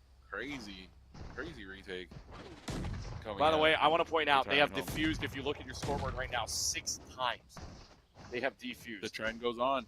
Chu is able to plant, but they're able to win the round. Yeah, actually a complete different storyline than we had last half, because last time both teams had their half on 10 plants and 2 defuses. This time around, it's been a lot of defusing for the old folks. Even this time around, they might not even get a chance to plant. Look how aggressive this is from Team Main, by the way. you have Crypto and Rod looking for the aggressiveness, even on the rotating. Crypto finds two, maybe finds a third. Chu wanted to rotate. But the retirement home says, no, no, no, go somewhere else next time. And Crypto asking for his money right now. The team of retirement home prefix now 15-7 and Crypto 12-7 on the side. Cody is 13-9, but an uncharacterly risky. Oh my gosh, I can't even speak. But something that's out of the ordinary. Toyo is 1-10. Has been leading the charge. 37, 22, and 11 on the last map. For 1-10 now. For Chu. Toyo, the last 2 games played, has all been 30 bombs, top boards, but now the complete opposite. Uncharacteristic. That's the word I'm trying to find. Very, very much so, and that should be the only word that you should be saying. That absolutely is uncharacteristic for the way they've been playing the entire weekend. And now, just trying to find leeway here because obviously now, again, by the way, no timeout used. It feels like it's slipping away at any given point, but no timeout. And we know how much you love the timeout. Nightfall comes out. Long throw as well. Finds a couple of those 3 fixes there for 1. Wally does get the one trade for 3 fixes in the end. Only gets the timeout. Ball comes out. Thorn running out as well. Now it's a plant down. Here comes Rod and the rest of the team trading back and forth, ensuing chaos. It's a 50-50 on these, obviously. Now that we've seen what happens, blinded finds 1 and finds a second. If Chu needed a point, that was the one they needed.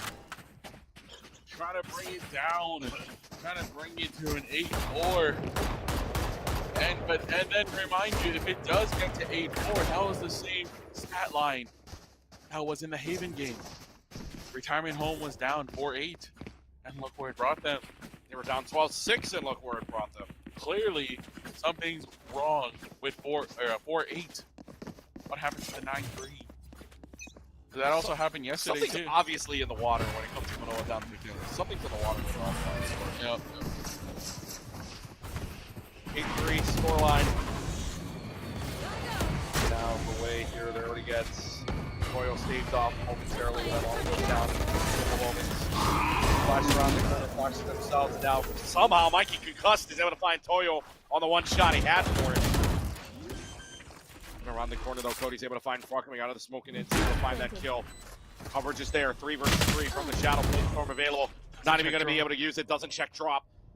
Tatsuyaki there for the kill, gets that trade off though. Looking in the right direction! Prefix there on the drop. And pull them twice. A win for them. Big one, 9-3. The final score. Uh-oh. Sentinels, Red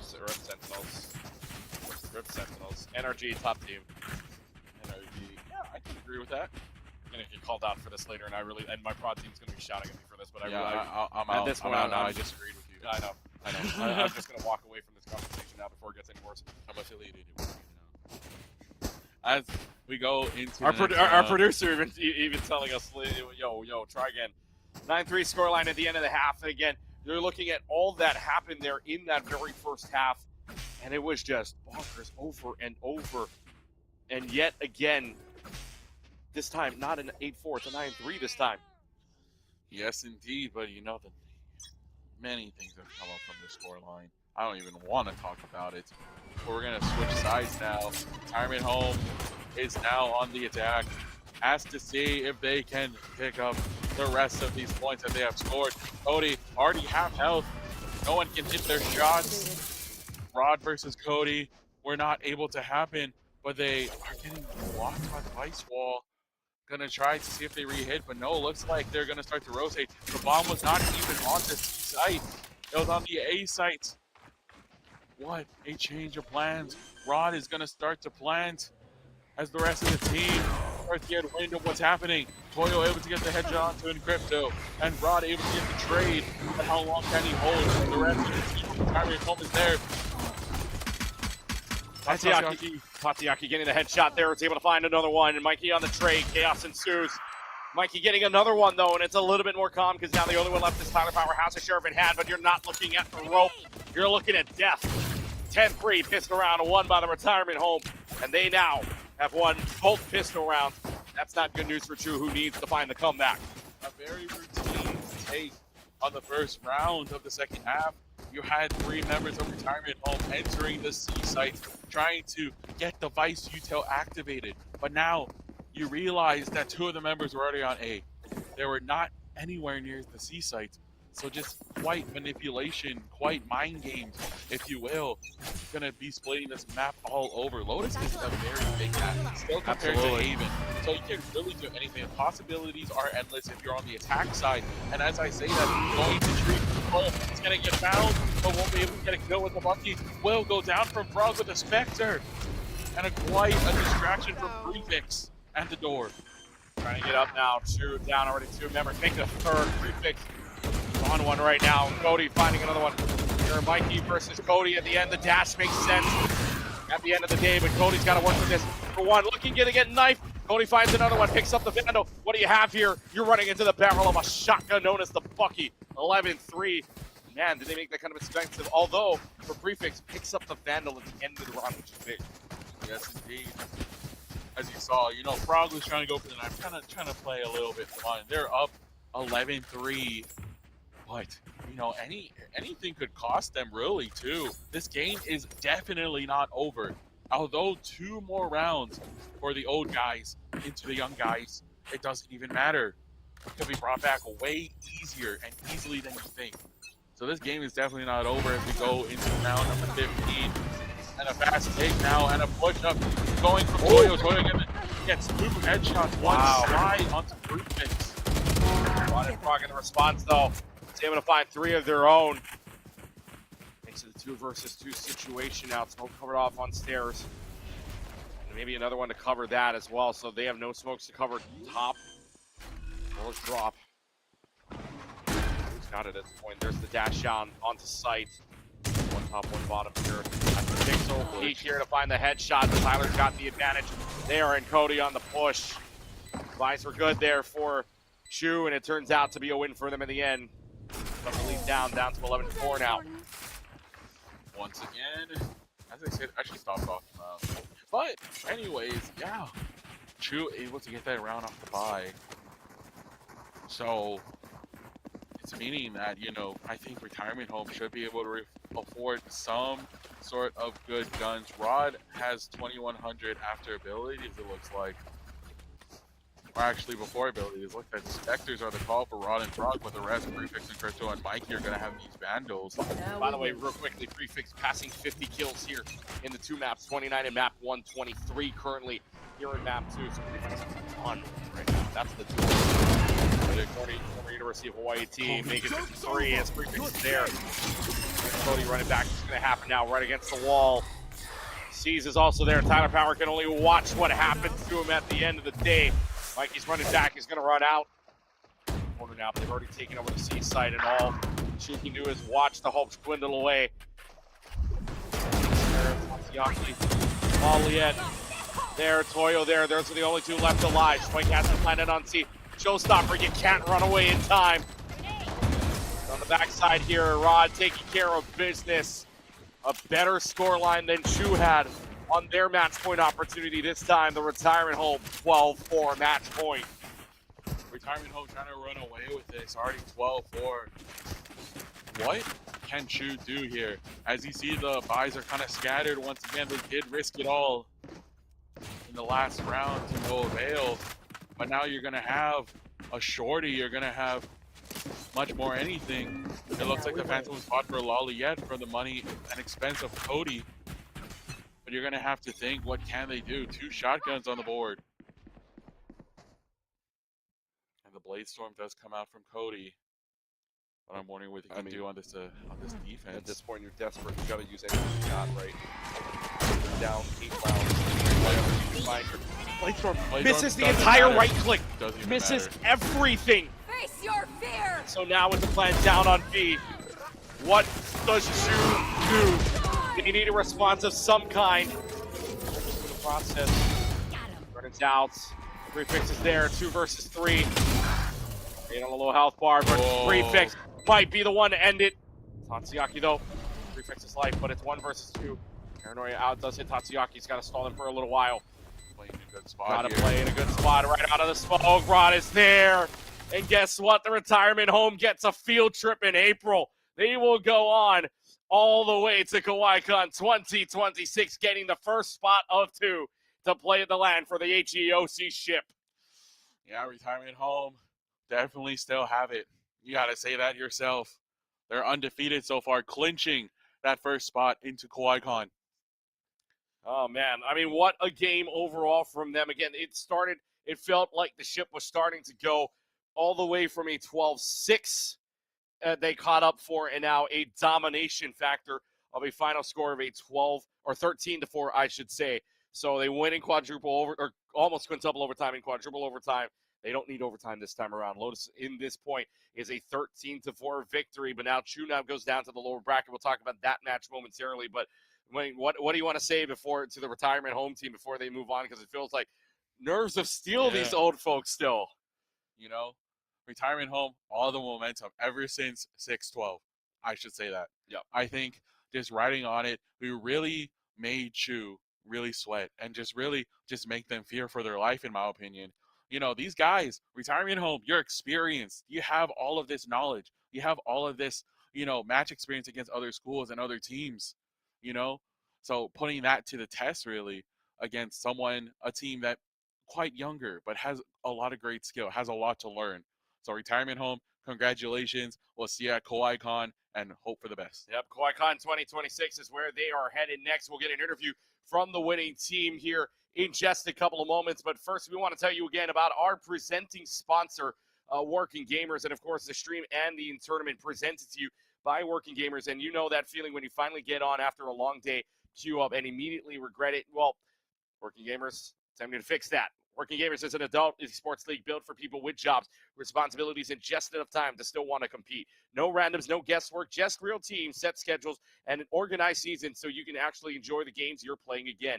It's competition without the chaos and a community that gets what your schedule looks like. So if you still got it, and we want to think we got it, you just don't got the time like you're used to. So Workin Gamerz has you covered there. Go ahead and check out the link tree in the chat for how to stay in touch. You can also check out the QR codes by joining the Discord server by scanning the code there, and of course following all the socials for Workin Gamerz as well. And again, a big mahalo to Workin Gamerz and Nevin for their presentation of this entire broadcast. And of course, the HEOC in its year number 1. And actually, instead of a break, we're going to go right straight to an interview here, and we're going to find out who we're talking to momentarily. So we'll wait here in just a couple of moments. Maybe we don't take the break. Maybe we go straight in. Just want to ask our producer real quickly if that's the case.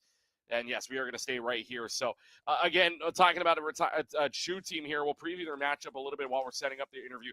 Chu here moving down now to SCZO, and they will now have to face each other for that only spot left to go. Mm-hmm. What do you think about the matchup here before we get to our interview?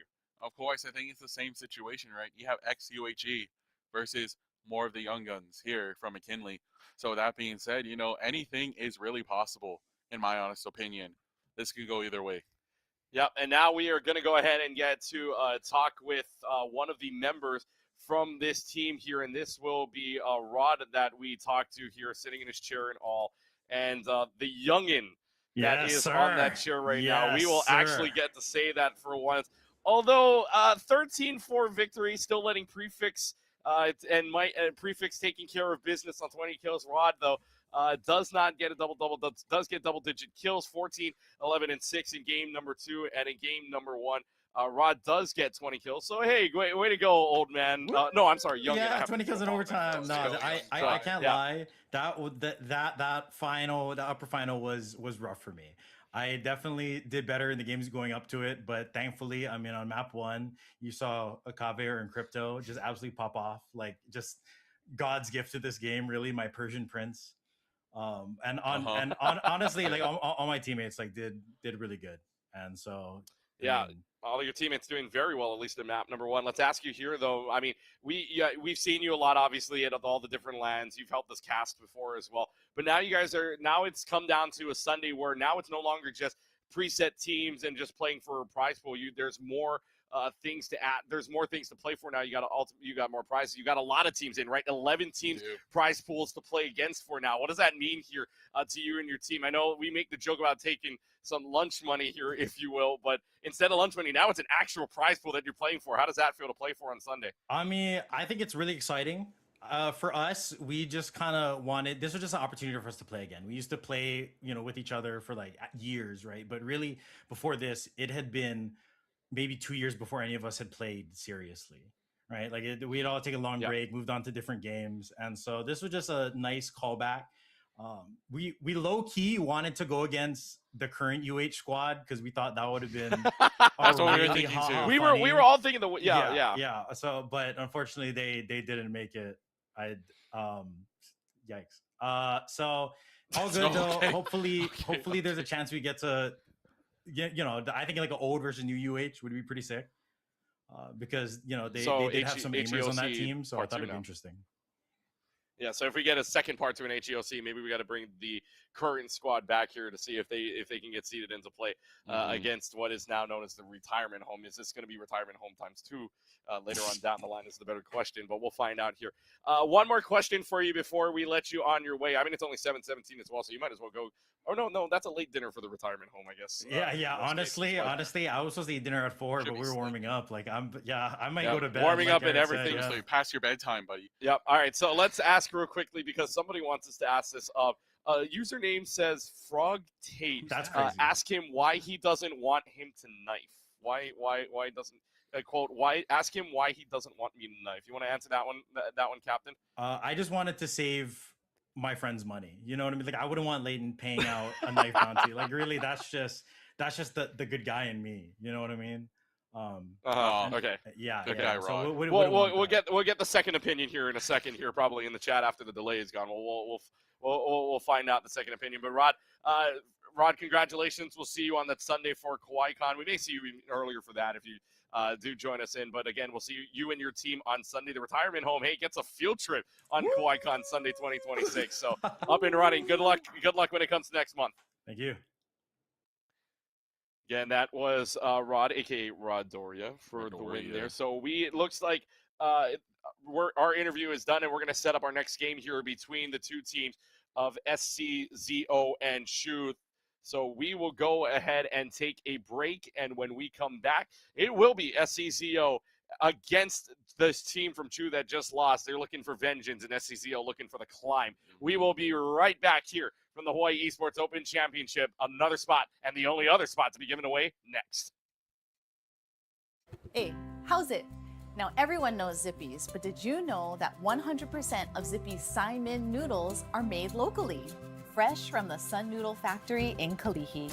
With Zippy's celebrating 60 years supporting local businesses, there's never been a better time to make your next stop Zippy's. Aloha, everybody. My name is Nevin Isaiah Daguda Pack, and I am here to bring you the good news. Do you find yourself blaming work, school, family for why you aren't hitting the same lineups as before? Are you getting tired of matching into lobbies full of unemployed, sweaty, no-lifes that have never touched a job before? Then you're exactly who this league was made for. Because that's where Workin Gamers comes in. We're building structured, competitive gaming leagues designed specifically for working adults. Real teams full of your neighbors, coworkers, and friends you haven't even met yet. Real schedules, seasonal leagues, and tournaments that keep your career in mind and create fun for you to jump into after the work is done. And real competition for the gamer with a job that only wanted to grow up but never give up. We build leagues around your busy life, replacing the chaos of matchmaking with the camaraderie of clashing with your friends in custom games on clear, consistent, and concise schedules, because that's what you work hard for. And more important than any ladder points, more important than any win or loss, Workin Gamers is about community. Finding a place to relax after a long day. A team to have your back as you take points. It's time all the gaming uncles and aunties have had one place for themselves. So if you're looking for a place to lock in after you clock out, then welcome to Workin Gamers. Everyone knows Zippy's, but did you know Zippy's uses local eggs in their restaurants that come from Eggs Hawaii? With Zippy's celebrating 60 years supporting local businesses, there's no better time to make your next stop Zippy's.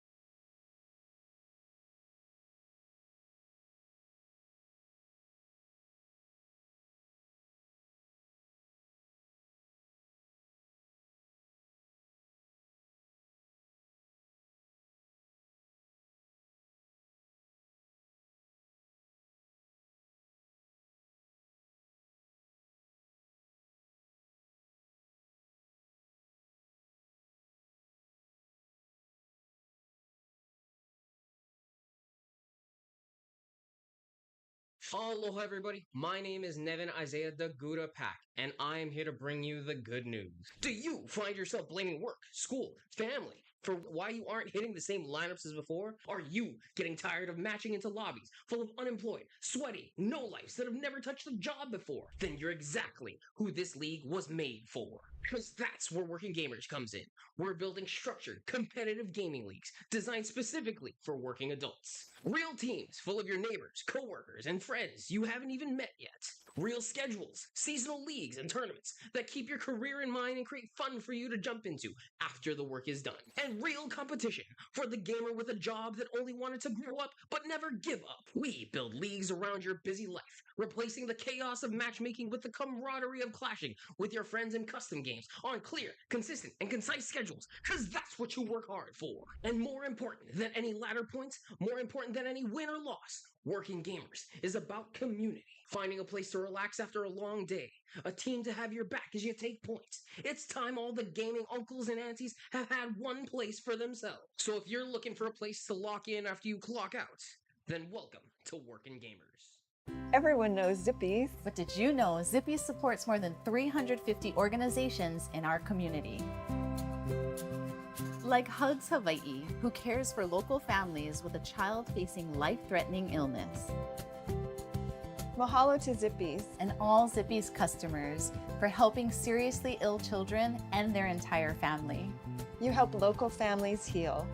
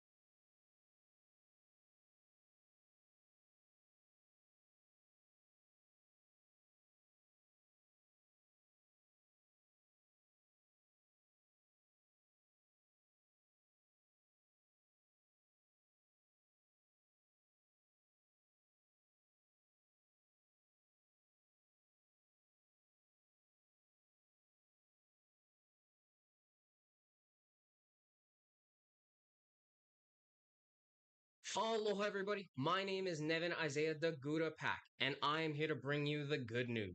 Do you find yourself blaming work, school, family for why you aren't hitting the same lineups as before? Are you getting tired of matching into lobbies full of unemployed, sweaty, no-lifes that have never touched a job before? Then you're exactly who this league was made for. Because that's where Working Gamers comes in.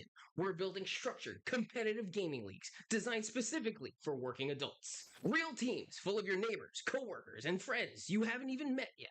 Real schedules, seasonal leagues, and tournaments that keep your career in mind and create fun for you to jump into after the work is done. And real competition for the gamer with a job that only wanted to grow up but never give up. We build leagues around your busy life, replacing the chaos of matchmaking with the camaraderie of clashing with your friends in custom games on clear, consistent, and concise schedules, because that's what you work hard for. And more important than any ladder points, more important than any win or loss, Working Gamers is about community. Finding a place to relax after a long day, a team to have your back as you take points. It's time all the gaming uncles and aunties have had one place for themselves. So if you're looking for a place to lock in after you clock out, then welcome to Working Gamers.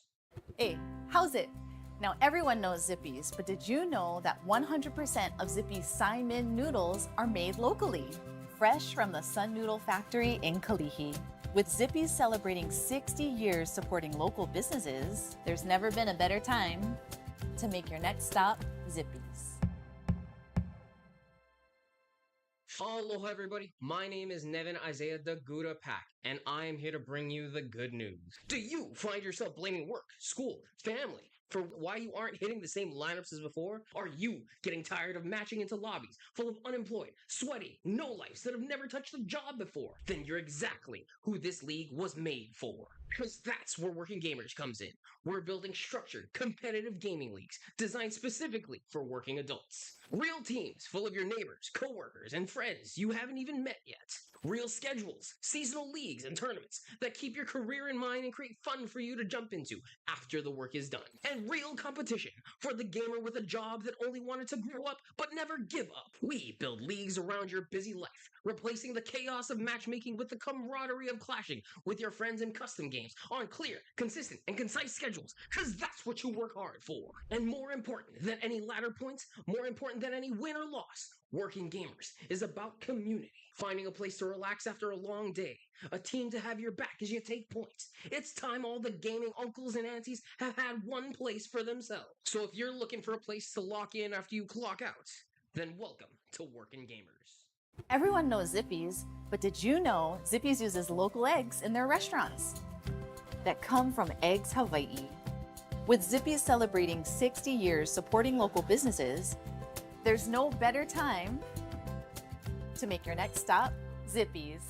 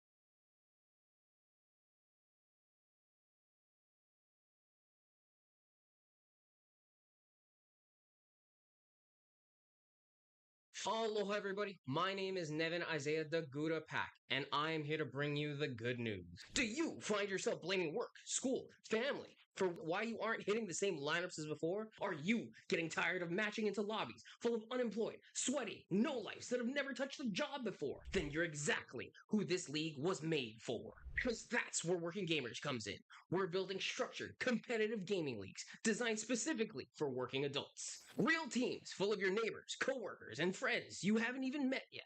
Real schedules, seasonal leagues, and tournaments that keep your career in mind and create fun for you to jump into after the work is done. And real competition for the gamer with a job that only wanted to grow up but never give up. We build leagues around your busy life, replacing the chaos of matchmaking with the camaraderie of clashing with your friends in custom games on clear, consistent, and concise schedules, because that's what you work hard for. And more important than any ladder points, more important than any win or loss, Working Gamers is about community. Finding a place to relax after a long day, a team to have your back as you take points. It's time all the gaming uncles and aunties have had one place for themselves. So if you're looking for a place to lock in after you clock out, then welcome to Working Gamers. Everyone knows Zippies. But did you know Zippy supports more than 350 organizations in our community? Like Hugs Hawaii, who cares for local families with a child facing life-threatening illness. Mahalo to Zippies. And all Zippy's customers for helping seriously ill children and their entire family. You help local families heal.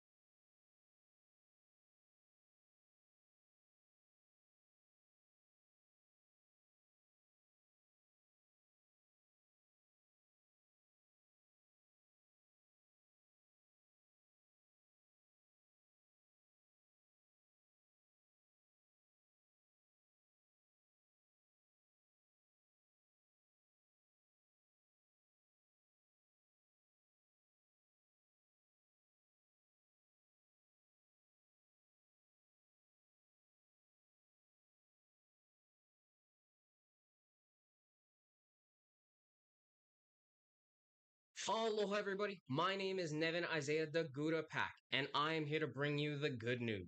Do you find yourself blaming work, school, family for why you aren't hitting the same lineups as before? Are you getting tired of matching into lobbies full of unemployed, sweaty, no-lifes that have never touched a job before? Then you're exactly who this league was made for. Because that's where Working Gamers comes in. We're building structured, competitive gaming leagues designed specifically for working adults. Real teams full of your neighbors, coworkers, and friends you haven't even met yet. Real schedules, seasonal leagues, and tournaments that keep your career in mind and create fun for you to jump into after the work is done. And real competition for the gamer with a job that only wanted to grow up but never give up. We build leagues around your busy life, replacing the chaos of matchmaking with the camaraderie of clashing with your friends in custom games on clear, consistent, and concise schedules, because that's what you work hard for. And more important than any ladder points, more important than any win or loss, Working Gamers is about community. Finding a place to relax after a long day, a team to have your back as you take points. It's time all the gaming uncles and aunties have had one place for themselves. So if you're looking for a place to lock in after you clock out, then welcome to Working Gamers. Hey, how's it? Now everyone knows Zippy's, but did you know that 100% of Zippy's Saimin noodles are made locally?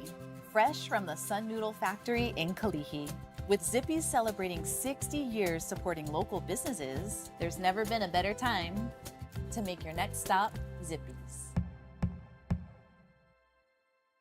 Aloha, everybody. My name is Nevin Isaiah the Gouda Pack, and I am here to bring you the good news. Do you find yourself blaming work, school, family for why you aren't hitting the same lineups as before? Are you getting tired of matching into lobbies full of unemployed, sweaty, no-lifes that have never touched a job before? Then you're exactly who this league was made for. Because that's where Working Gamers comes in.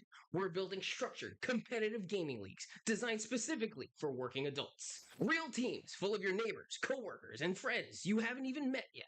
Real schedules, seasonal leagues, and tournaments that keep your career in mind and create fun for you to jump into after the work is done. And real competition for the gamer with a job that only wanted to grow up but never give up. We build leagues around your busy life, replacing the chaos of matchmaking with the camaraderie of clashing with your friends in custom games on clear, consistent, and concise schedules, because that's what you work hard for. And more important than any ladder points, more important than any win or loss, Working Gamers is about community. Finding a place to relax after a long day, a team to have your back as you take points. It's time all the gaming uncles and aunties have had one place for themselves. So if you're looking for a place to lock in after you clock out, then welcome to Working Gamers. Everyone knows Zippy's, but did you know Zippy's uses local eggs in their restaurants that come from Eggs Hawaii? With Zippy's celebrating 60 years supporting local businesses, there's no better time to make your next stop Zippy's.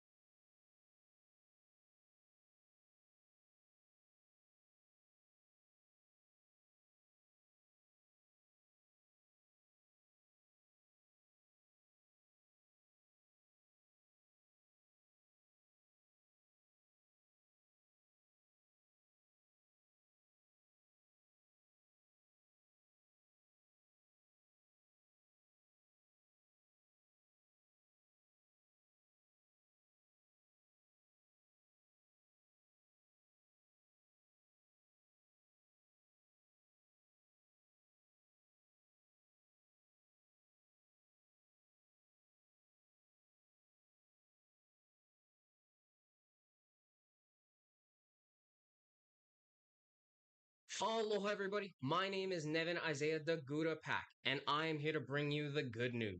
Do you find yourself blaming work, school, family for why you aren't hitting the same lineups as before? Are you getting tired of matching into lobbies full of unemployed, sweaty, no-lifes that have never touched a job before? Then you're exactly who this league was made for. Because that's where Working Gamers comes in. We're building structured, competitive gaming leagues designed specifically for working adults. Real teams full of your neighbors, coworkers, and friends you haven't even met yet. Real schedules, seasonal leagues, and tournaments that keep your career in mind and create fun for you to jump into after the work is done.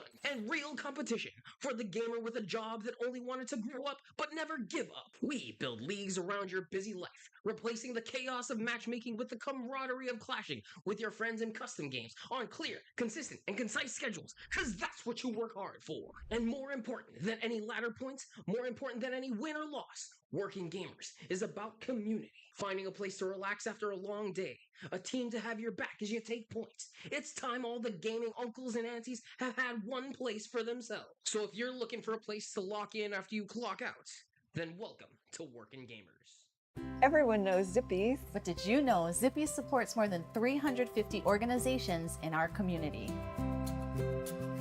Like Hugs Hawaii, who cares for local families with a child facing life-threatening illness. Mahalo to Zippies. And all Zippy's customers for helping seriously ill children and their entire family. You help local families heal.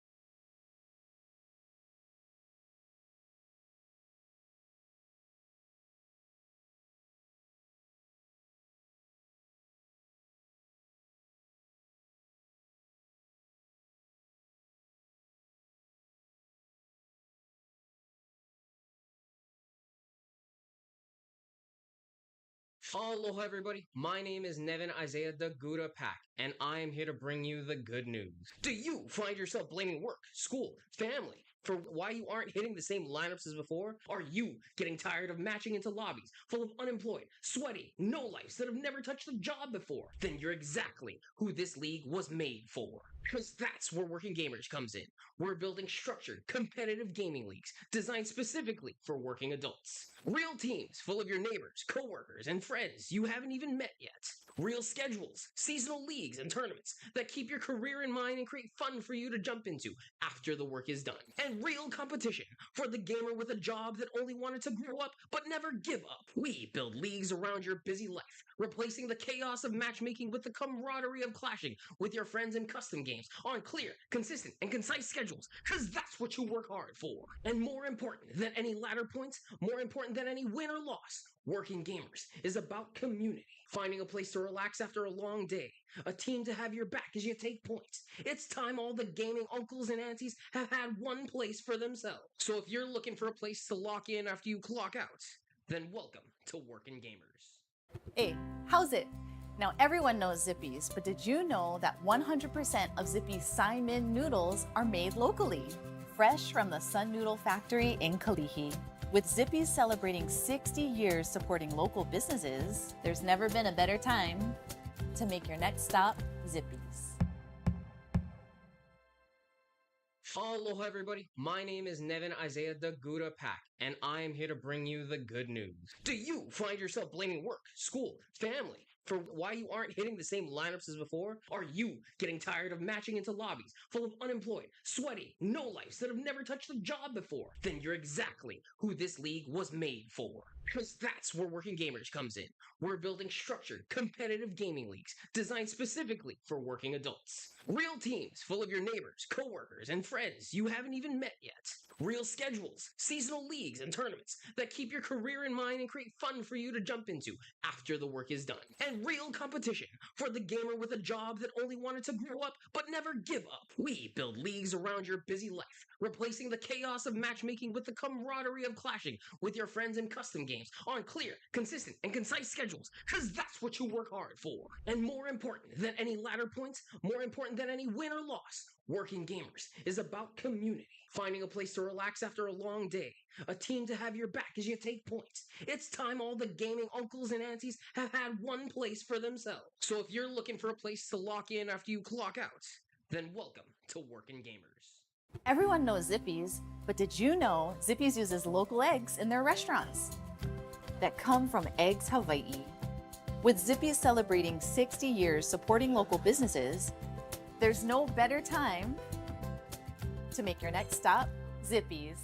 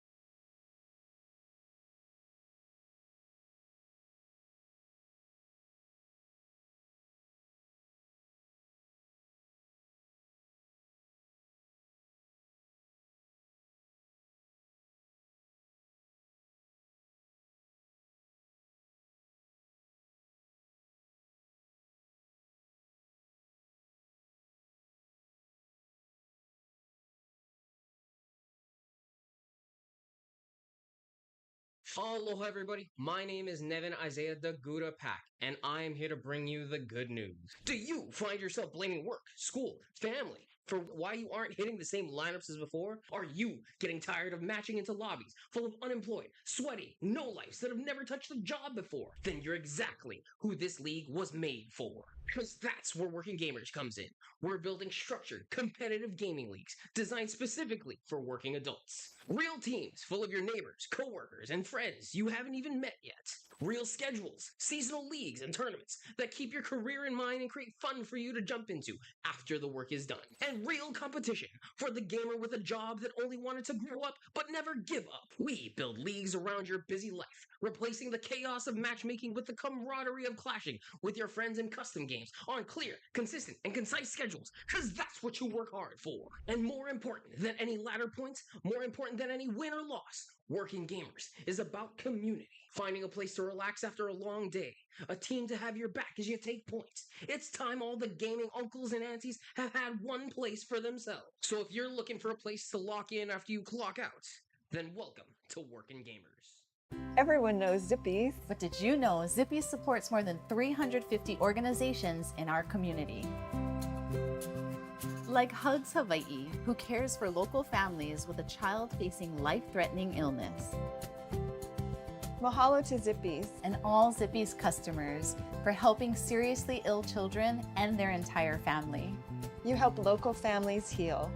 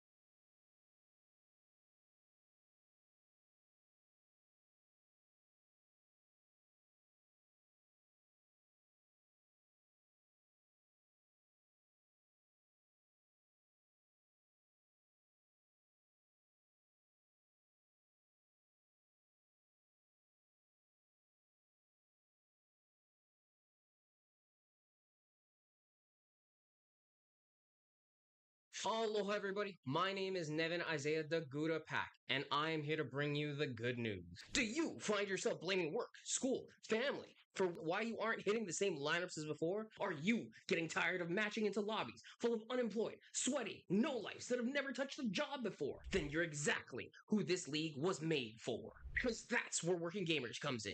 We're building structured, competitive gaming leagues designed specifically for working adults. Real teams full of your neighbors, coworkers, and friends you haven't even met yet. Real schedules, seasonal leagues, and tournaments that keep your career in mind and create fun for you to jump into after the work is done. And real competition for the gamer with a job that only wanted to grow up but never give up. We build leagues around your busy life, replacing the chaos of matchmaking with the camaraderie of clashing with your friends in custom games on clear, consistent, and concise schedules, because that's what you work hard for. And more important than any ladder points, more important than any win or loss, Working Gamers is about community. Finding a place to relax after a long day, a team to have your back as you take points. It's time all the gaming uncles and aunties have had one place for themselves. So if you're looking for a place to lock in after you clock out, then welcome to Working Gamers. Hey, how's it? Now everyone knows Zippy's, but did you know that 100% of Zippy's Saimin noodles are made locally? Fresh from the Sun Noodle Factory in Kalihi. With Zippy's celebrating 60 years supporting local businesses, there's never been a better time to make your next stop Zippy's. Aloha, everybody. My name is Nevin Isaiah the Gouda Pack, and I am here to bring you the good news. Do you find yourself blaming work, school, family for why you aren't hitting the same lineups as before? Are you getting tired of matching into lobbies full of unemployed, sweaty, no-lifes that have never touched a job before? Then you're exactly who this league was made for. Because that's where Working Gamers comes in. We're building structured, competitive gaming leagues designed specifically for working adults. Real teams full of your neighbors, coworkers, and friends you haven't even met yet. Real schedules, seasonal leagues, and tournaments that keep your career in mind and create fun for you to jump into after the work is done. And real competition for the gamer with a job that only wanted to grow up but never give up. We build leagues around your busy life, replacing the chaos of matchmaking with the camaraderie of clashing with your friends in custom games on clear, consistent, and concise schedules, because that's what you work hard for. And more important than any ladder points, more important than any win or loss, Working Gamers is about community. Finding a place to relax after a long day, a team to have your back as you take points. It's time all the gaming uncles and aunties have had one place for themselves. So if you're looking for a place to lock in after you clock out, then welcome to Working Gamers. Everyone knows Zippy's, but did you know Zippy's uses local eggs in their restaurants that come from Eggs Hawaii? With Zippy's celebrating 60 years supporting local businesses, there's no better time to make your next stop Zippy's.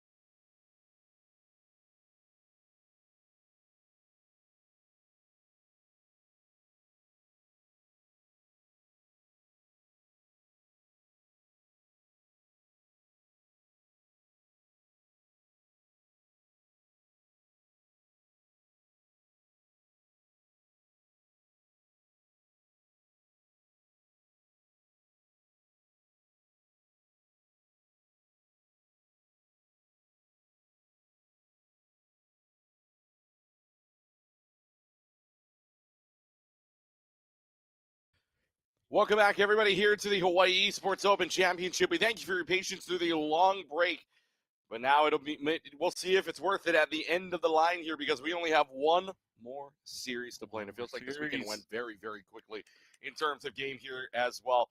League of Legends finishing up their side, and now we get to finish up our side here in moments. SCZO taking on Chu. Now, Chu did have to play an extra series today because they were in the winners finals. They dropped down to the lower finals, yes, because of the seed still. They do have a higher seed, but they were facing up against an SCZO team who also has the University of Hawaii former players. So, how does it now the question is this the by rank alone, do we call this the lesser team of the two former University of Hawaii players that Chu has a chance on, or is this team also going to be just that good, that they were part of the collegiate team in its prime? Is this another time where Chu has to climb the hill? I do think Chu is going to have to climb the hill. Maybe the inexperience factor could be a part of it. Remember, they're all still so young. With they have the experience, but they can learn a lot more. When it depends on that, SCZO did play really well yesterday, and you really need to know that they deserve to be here at day number 3, or day number 2, sorry, and then they're gonna have a different lineup. Yeah, and we're gonna find out here momentarily as well what these rosters are in terms of agents, but we can tell you that the map pool is set, and when we heard this map pool, we nearly walked out. We'll start with Bind. Okay. And then it went to Split. Okay. So we almost walked on out of here. Okay. If I heard the H word. No, the H word will not appear. You know what will appear? What will? Pearl. Pearl will be the tiebreaker. tiebreaker map. If we get there. If we get there. If we get there, indeed. So Not certain at all. yeah, not a given at the very least. But then again, now we get to see our old friend, our first 2 matches from what we saw in day number 1, and this will be Bind. And we saw some pretty exciting moments here on Bind as well, but let's see what we get out of these 2 teams, because I believe actually our very first game that we saw was Chu versus Zongshan, if I'm not mistaken. You're right. And Chu won on this map here in the best of 1, but now they got to play a best of 3. It starts here. It don't finish here, though. Yeah, you're very much right about that. And if I'm not mistaken, all of Chu's games have been on stream, yes. Quite interesting thing there. First you had the upset happened. Retirement home a few moments ago, and now against SCZO fighting for their life here at the Hawaii Esports Open Championship. Yep, and now we get to see what it starts off like. Who's going to get better momentum to start this one off? On the defensive cap, it will be SCZO on the attacking side, and already Chu getting the defensive hold. They are very quickly going into labs, but on the way immediately. But Cody running for dear life. That Loliet was down in the process of that. Now they'll take the teleporter all the way. And guess what? Open house on B, by the way. Nobody home. They'll even have to see what they can do through the smoke here. What do they advance through the smoke or not? They hold off for right now, meaning that there is nobody home on B. They thought it was a rush A. All systems there. Unfortunately, full rotate doesn't work. Going into it, they're going to try to retake this. No bomb has been planted as of now, but there it is. We're going to see Chu try to retake this. All 4 members of CT trying to attack the site, but JQB is going to get 2, but the trade in for Cody. Godiva also getting the trade as well. This is a 3v1 situation. We have Toyo still playing in this match. Playing the game so far, but Godiva is going to be 1 step ahead. That is going to be a 1-0 start for SCZO. And now, just looking at the roster here, we do have a bit of a roster change. If you were watching last night, we're going to have Blonded in to replace Oblivious Snowman. Yep, that is the 1 swap. Otherwise, everybody else is set in stone. And right now, off and running goes the Sage, who yesterday absolutely put on the show. They're nearly crystallized. It don't matter. Stage will still put on the show, at least for Godiva. So already off and running 2-0. Derek also 2-1. Now, what's the call here for SCZO? Because they do have advantage. Trailblazer out and about to see if there's anything home on the side. Nothing spotted. There's also nothing on Elbow either. Derek, how'd you find that? I thought that maybe when the wall just went up, but that didn't even make sense either. That's a good shot from Derek. Jiggle peeking out even while reloading, waiting, and Cody's going to have to run away for dear life at the moment, backing off of showers entirely, and now the stack up on A. I mean, they've got good split pressure here. They've got B hookah, they've got a main down sights. Guy's going to stay here even after a bullet fired here. It's going to be flash out, nothing doing. And again, just silence here now. I would feel like if you're Chu, you're kind of feeling anxious as to where they're going to appear. This is going to be built off of a pick and showers from Derek QB. Trying to see what the call is, and the call will be to remain A. And the initiate is on. CMD is going to go in as the waylay, and the plan goes down from Blonded.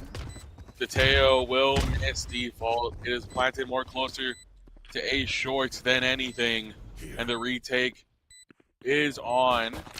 But very slowly. Oh, retake goes in, but QB gets another. Wow. Gets 3. CMD is there. Kodama goes down. Tatsuyaki for the last one remains. Loliet playing together as a team. Not dead yet, but Derek QB is going to get that 4K. What a round from Derek QB and the rest of the team. 2-0. Not too many people perish that round, and keeps the hopes alive as we enter into round number 3. Their bonuses won't be as much effective if they do lose this round.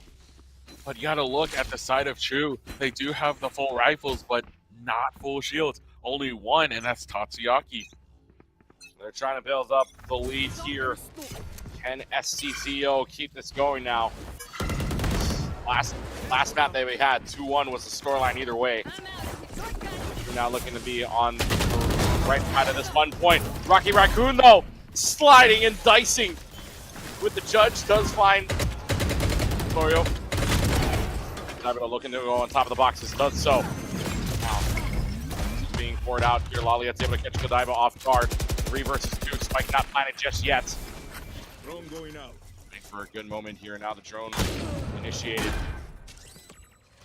It's not really going to find anything, but what it does find is Derek. Getting this down for right now as Chu looking also desperately for a win here. Tyler gets 1. Needs 2 more to clutch. Right around the corner, looking for it. Blonded swings, Blonded kills, and Blonded wins. Quite surprised that Derek didn't reposition there. Knew exactly where Derek was standing there, so no reposition. But then again, I would not want to be stuck on an outlaw for how many rounds? 3 rounds when you have this much money. And as you can see, transitioning from the outlaw is going to be on the operator, Derek QB. Full shields operator, while the rest of Chu is going to be on Deagles and 1 bandit. Chu's economy kind of messed up there. They have lost their buy round, putting SCZO in not a good position. Now you figure though for SCZO, they take advantage of this to go up 4-0 unless Chu has good moments here, but looking right at this. And now Godiva comes out, swings away for 2 before somebody from Chu finally notices. Somehow the Sage is making things look easy. 6-3 for the Sage, 7-2 for Derek. That is at least double anybody on Chu so far. We're still early on. It's around the corner here. Derek looking, seeing if there's anybody on A main. They'll peek out, nothing doing. This is off a little bit. That makes it a 3v3. Chaos could ensue here. Smoke's going to come out. Walking off one side of the site now. Guy flashes out. Toyo gets the win. Picks up the judge on the weapon upgrade. Whaley rewinding all the way back. Vandal in hand. We got to go. Time started to run. Time started its window. 1-2. And they knew they had to rush, but unfortunately rushing means you're going to make mistakes. And SCZO goes up 4-0 without giving up much. Almost a very scary round for SCZO, but then again, in the beginning, Godiva just going into the full 5, just looking in one direction and able to get 2 out of it.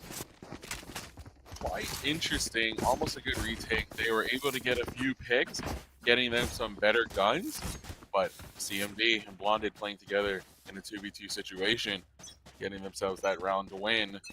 I gotta ask once again,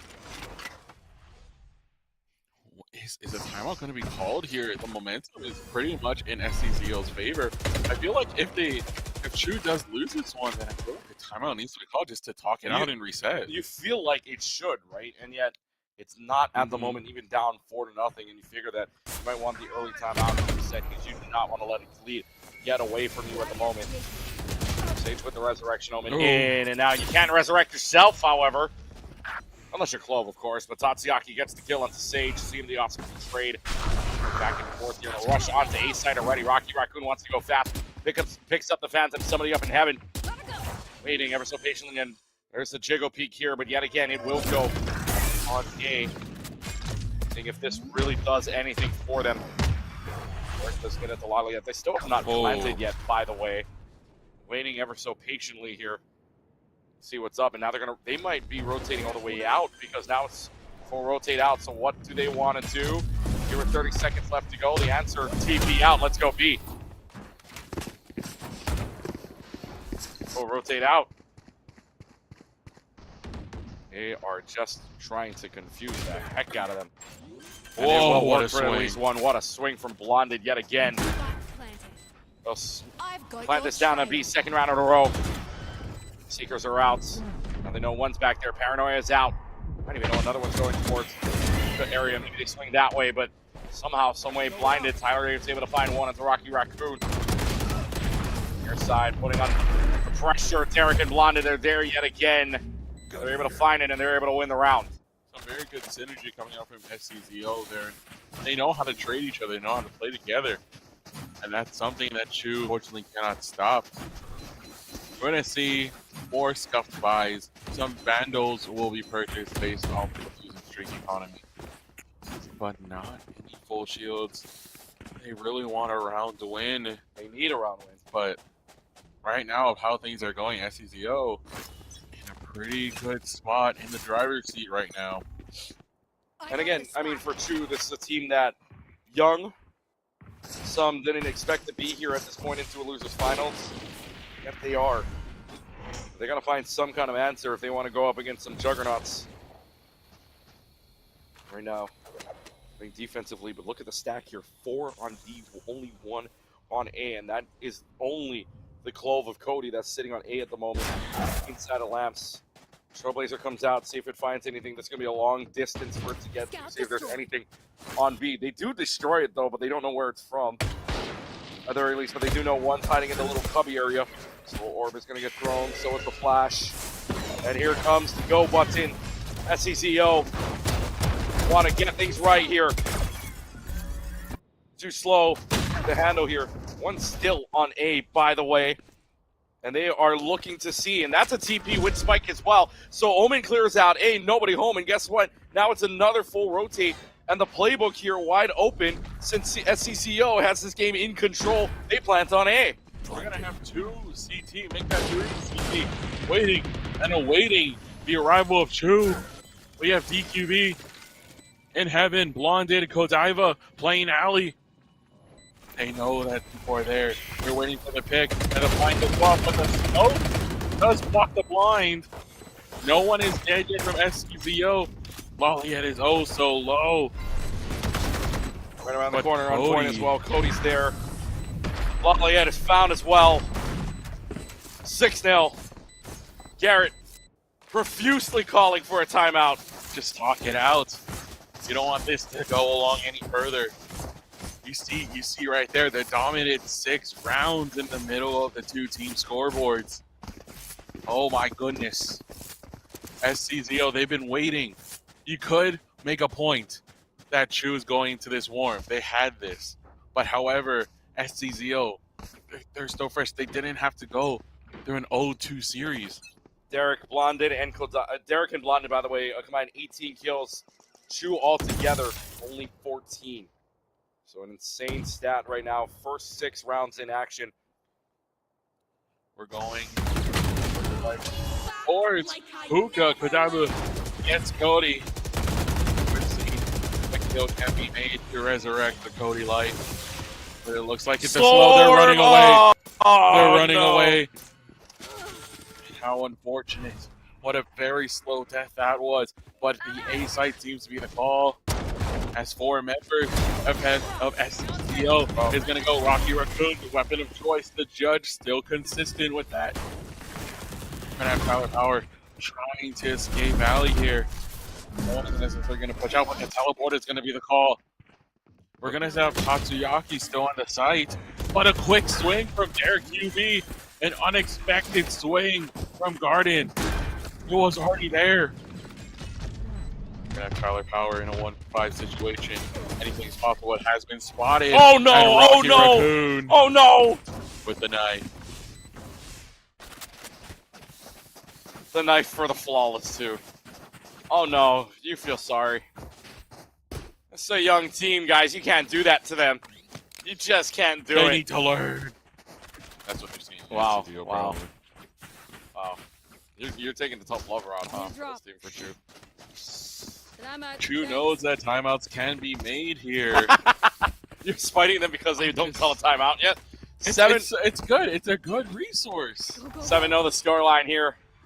Yet again, still outscoring everybody. Top 2 players for SCZO, killing everybody on Chu right now combined. Minute 30 on the clock. Viper Spit available for Tatsuyaki. That could be key here. He's going to be played. They're no longer going to go all the way around. Tatsuyaki now hiding in the smoke. Trailblazers out. Trailblazers not going to connect to elbow, but neither will Tatsuyaki. Has to shoot this out, and now reveals their position as the rest of the team starts to fall on down. Rocky Raccoon sliding all over the place, getting up on top. Divergent path plays out. That helps out momentarily. But for Chu, moments are starting to waste away. Cody and Lollyhead can turn this on its head. 3 versus 2. Now CM the Awesome. We'll use the conversion path, but nothing there. Let's find one with the Lollyhead onto it. If you were looking for a desperation point, Chu gets there with one player remaining, and that is Cody. They win, but at what cost? Because they're still down 6. Cody and the rest of the team can finally breathe a sigh of relief there as they finally get 1 on the board. Down. They Yeah. are down.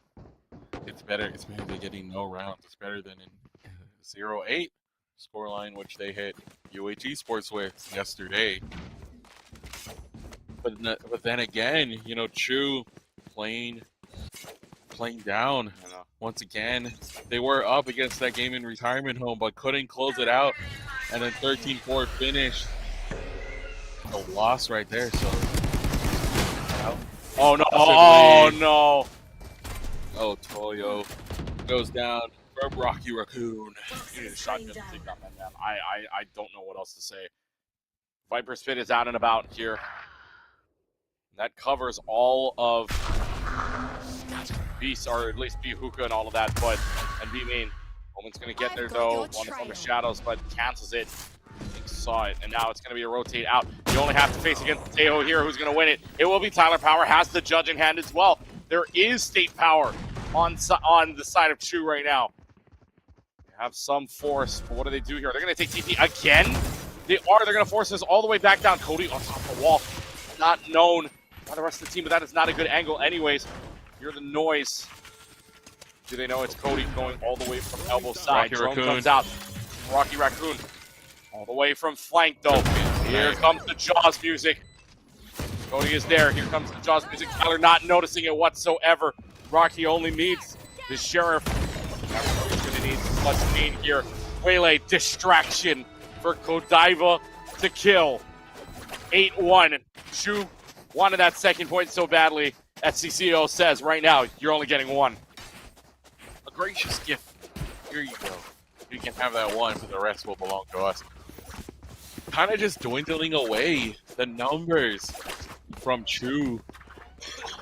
Not necessarily a team fight ever taken, just that the map has been split, it's been spread by SCZO. The amount of kills that SCZO had from a 1v1 is crazy, and then as well as the team kills, like the distraction from CMD.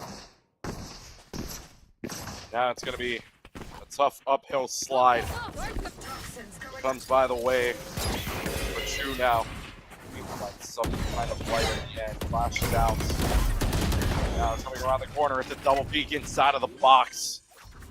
And it's just starting to wither away now. You feel like SCZO taking the team that had to play an extra best of 3.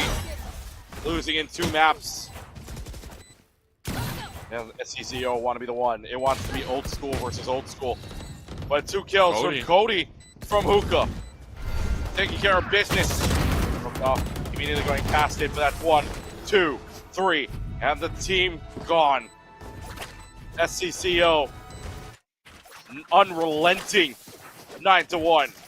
A very fast-paced round. It's pretty much staggering. Slow, fast, slow, fast. But SCZO can do it. They know how to create that space, especially if you have Rocky Raccoon on that neon. You just go in. Don't know where they are. And the coordination from Blonded's flashes, absolutely crazy. I want you to know as well, again, if you're taking a look at the top 2 players, Garrick and Godiva right now, 25 kills. All of Chu, 24 kills. That is impressive to say through 10 rounds. That is absolutely that 2 impressive. players on SCZO have more kills than Chu. Rocky Raccoon. Speaking of that, we already get a kill. Round number 11. Rocky Raccoon onto Toyo. Oh. What a nice Sheriff headshot coming out from Tatiak down to Blonded. That definitely gets rid of the initiator. Derek QV, though, on his lonesome. On his lonesome self. Oh, and then we're going to have a trying swing. to arrive. Oh, but he misses. He misses. Going to get there to hit Rocky Raccoon. Looking to see You if they will can get at not least kill my ally. a second life here for Blonded. Back to full strength for SCZO. It's what Chu lacks, a resurrection. Can't get a teammate back into the game. But now the call here to go all through Hookah. Because I believe it's already covered here. It looks to be a full rotate all the way from spawn. There for this team. It's a full spawn take from Chu. What can they do with 3 stacked in the box? Find themselves slowed or again. But regardless of the slow, they still find the kills. Gonna be the Resurrect. Here comes the Chaos here. Down before it gets out. The Clove is able to escape. They just switch places. Derek all by themselves. Looking to swing. Has the shorty in hand. Looking for the swing out. Does get one. Derek looking for the ace here. On the shorty, can you get the ace? Running away from it. Why did you run, Lolliets? Making sure that Derek doesn't escape. And it's 9-2. Derek so close to the ace, but it will not happen. All right. And Chu get another one on the board. Trying to push this to a 3-9 score line. Just hope. Just hope indeed. Full buys are going to have to come out from each team. This is the last round of the first half. Good retake. Excellent. I think SCZO was just playing a little too close, a little too aggressive there. Regardless, you're kind of exposing yourself for kills, but if you're at the confidence level, then why not? You're up by so much, but anything can really happen. Up the walls. Straight in they will go to B site. No one is there. No one home. This house is wide open. It's even decorated for the attacking team. Say we want in. Oh. And now the flash comes out 3 seconds out of the smoke. Kutai was there. Slowed out on the orb. Wall there as well, so there was no escape plan whatsoever. Trailblazer is there, sliding around. Rocky Raccoon in the slow orb still. Finds a way to distract. Kutai blonded there. Seeing the awesome getting rid of the running back and inside of Hookah. Paranoia is there. Cody at 12 health. No chance for a second res. These are a flawless round potential. Eric is there. From the shadow just to chase him down. Gets out of the teleport. Or gets out of the from the shadows is there. A near flawless round, but it might as well be to end the half. 10-2. SCZO looking to close the book on game 1. Now, I was talking about aggressiveness from the round before, but compared to that one, that was madman right there. That was crazy. The Sage Wall to block any passageway for Lolliet to get out, I believe, is crazy. A mere trap, and then they're just pushing out CT, catching it off guard, something new. All the way in CT. No time to even retake as we head into the second half, the first round of it. This could be the reset that Chu needs, but is it a little too late? And by the way, quick stat. First time ever in a half that a team has planted all 12 rounds. Wow. In a half. Wow. That is 12 plants for Chu to 2 defuses, and the only 2 defuses were the 2 points that Chu have at the moment. Those are the 2 defuses, the only 2 points for Chu. Not cuts in any round. Not on a plant yet. Derek starting this off. 1 kill. Make it a second. Double up on it. Cody gets 1 in return. They're trying to copy the playbook here from SCZO, rushing down B site to start. CMD awesome though, taking care of 1. Godiva on the second. Godiva cleaning house. This round, SCZO 11-3. I want map 1 to be over already. SCZO trying to run away with it. Excellent 2K coming out from Derek in the beginning. Kind of sets the tone there. And for the first time in this entire game, no plants in that round. That is true. Or maybe you can say that SCZO's attack strategy is to plant the bomb, but Chu tries to get kills. Yep. But unfortunately, one strategy is working better than the other at the moment. We're gonna see if Chu can attack this. SCZO's pistols will be hopefully saving for the last round. If they do lose this one, we're gonna have a couple in each place. Actually, we're gonna have 2 maybe approaching. Blondie is gonna approach this with a bulldog, but they're gonna be putting a rock there. Rocky Raccoon is there with the oh so lovely judge. Derek QV with the outlaw. Lolliet gets 1, but Derek gets another with a pistol. Toyo gonna be dead. We have 2 members trapped, a bit pinned down, as you will. They're gonna kind of slow down the pace here. They're just gonna wait patiently. They don't want They don't want Chu to get any guns or anything. CMT does expose himself. And the Bucky kill onto Tyler Power, but Lalia gets the trade with the Bandit and a Bucky in hand now. Tatsuyaki has a classic. But the bomb is stuck A long in A main. As Blonded and the rest of the team will regroup and also wait for Chu to recover their precious bomb. Spike in such a precarious position. Trying to find any semblance here. Rocky Raccoon getting Lalia, they chase down Tatsuyaki. Match point, and the number to keep it a win is 10 rounds. 10 rounds, wow. Again, another round, by the way, back-to-back rounds. Spike nowhere to be planted. That is very interesting. Good stat. I think it's still also very rare that all 12 rounds of a first half is a plant and or just really plant the bomb. Yep. That's crazy. Yep. They have indeed massive now. Oh! And already, Lalia and Toyo, they want to play aggressively down A main. They may have finally broken the door open. They may have finally their answer. As now it's going to be a rotate all the way out. Omens on the flank, though. And this Omen from SCZO on Derek going all the way around. Meanwhile, blonded up in heaven. Looking for it, but the flank doesn't work, and it doesn't help when you have 4 versus 2. One watching the flank and a double stack on it. Now last chance here from long range. Blonded gets one, but that's all they'll get. Chu gets a mark and a team ace. They plant, they score. Yep. Now we get to say that Chu's strategy is not necessarily enough to plant. They do get the plant, they do break the streak. But as we go into round number 16, we're going to have some rifles all across the board, except for Rocky Raccoon, who's going to have a judge, but the shields, half shields for the top 3 boards for SCZO, and a few half shields for Tatsuyaki and Toyo. We're going to see if they can build off this momentum, off this one round. And once again, they're going to go very aggressive. They're slow, though. The slow and everything. And the resurrection. Godiva actually gets resurrection on Risky Raccoon. An insane play here from SCZO. They're pinned out in main right now, and it's a runaway game. Here comes the slide. Here comes the punishment and the justice to be had at the end of this. Cody, the only one left, needs to clutch this out. But unfortunately, you're going to get run down at the end of it here. It's a hunting party with no help from your friends. Into the corner and shower. Finds it up. Cody gets 1-2. Looking for another one. Looking for a double swing here. Doesn't get it yet. Overhealed.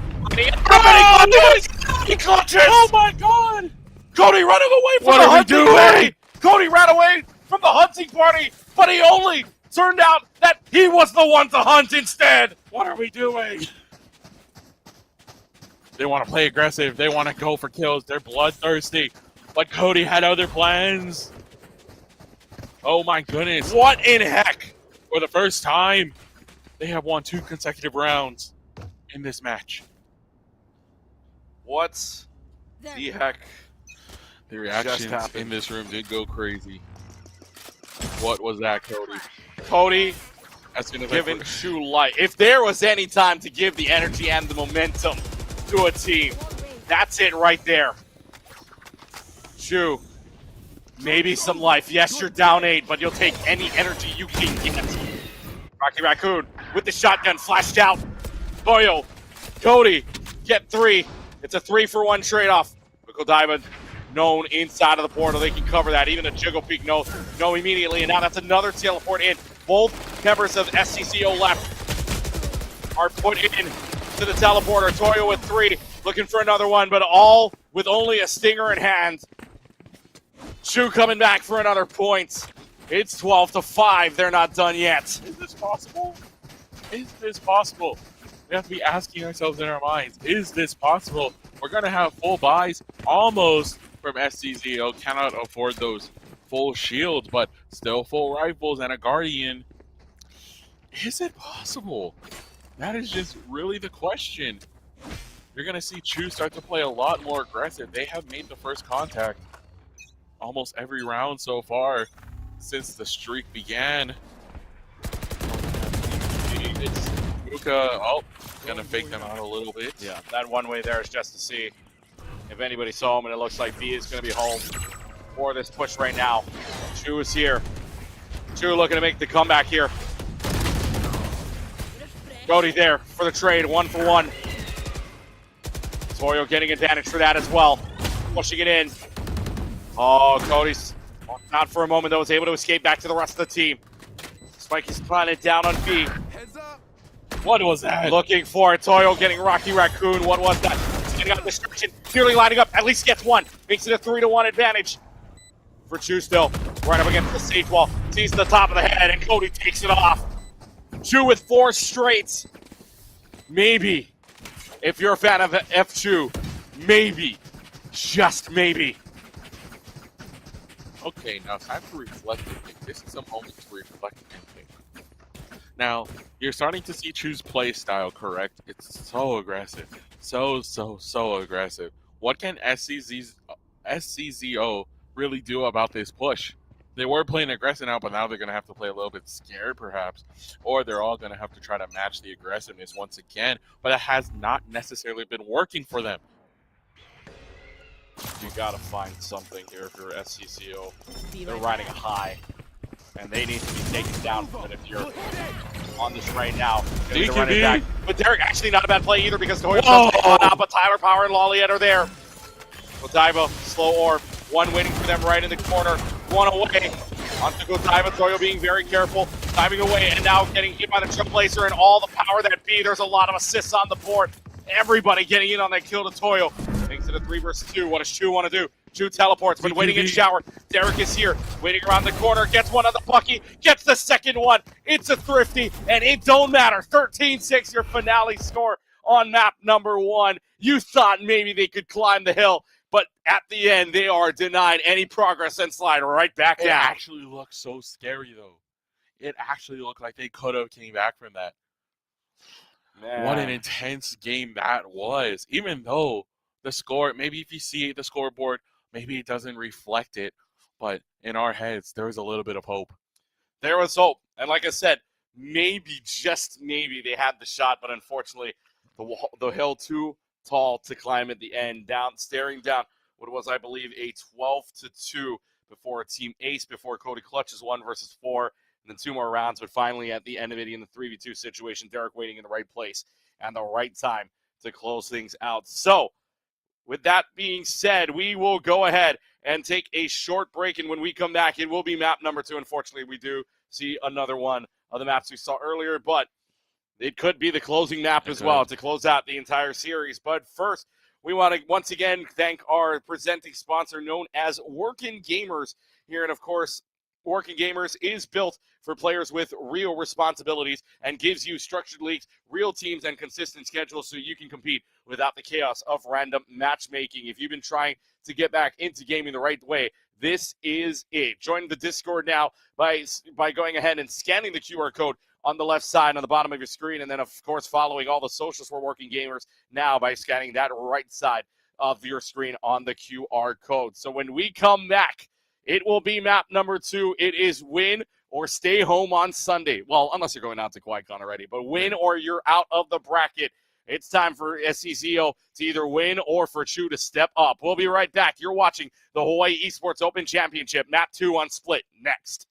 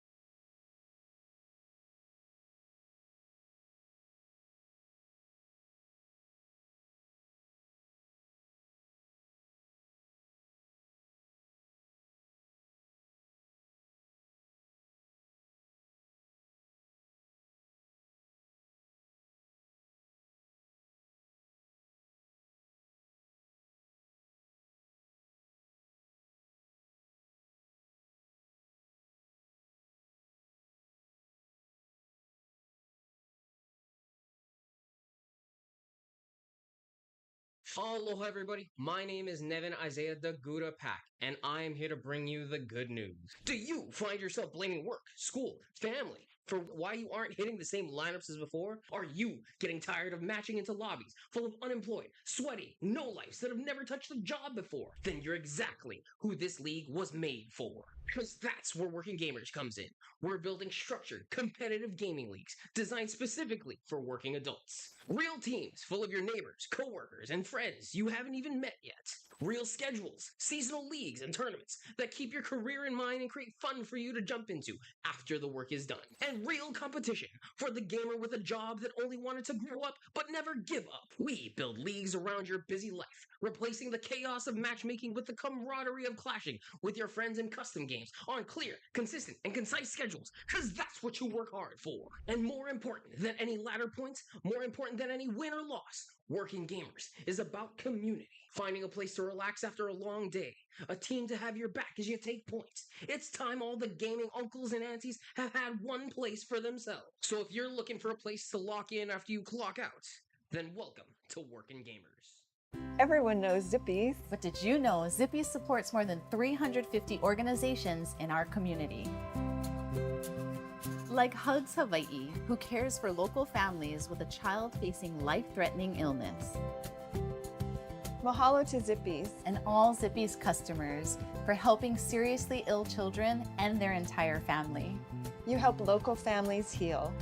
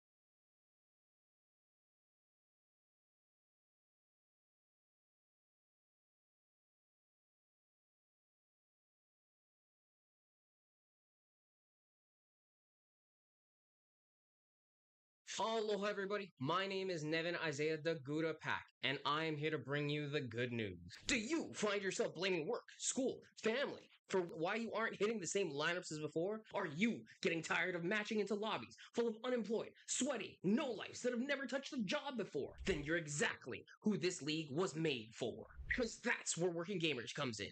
We're building structured, competitive gaming leagues designed specifically for working adults. Real teams full of your neighbors, coworkers, and friends you haven't even met yet.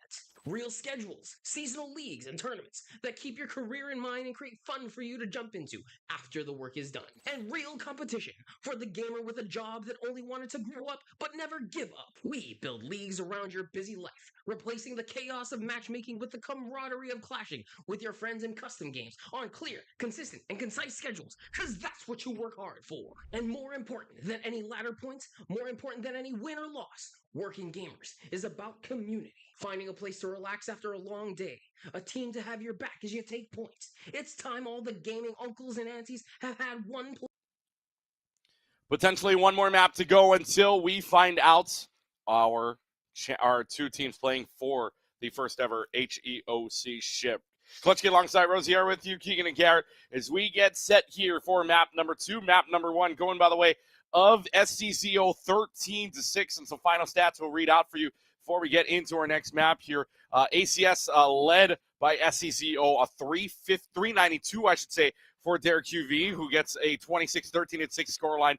351 ACS is the next best from Godiva, 22-12-13 for the team from Chu. Their highest ACS went down with Cody 260 on a 19-16-3 kill line. The only double-double, by the way, was the Sage of Godiva, 22-13.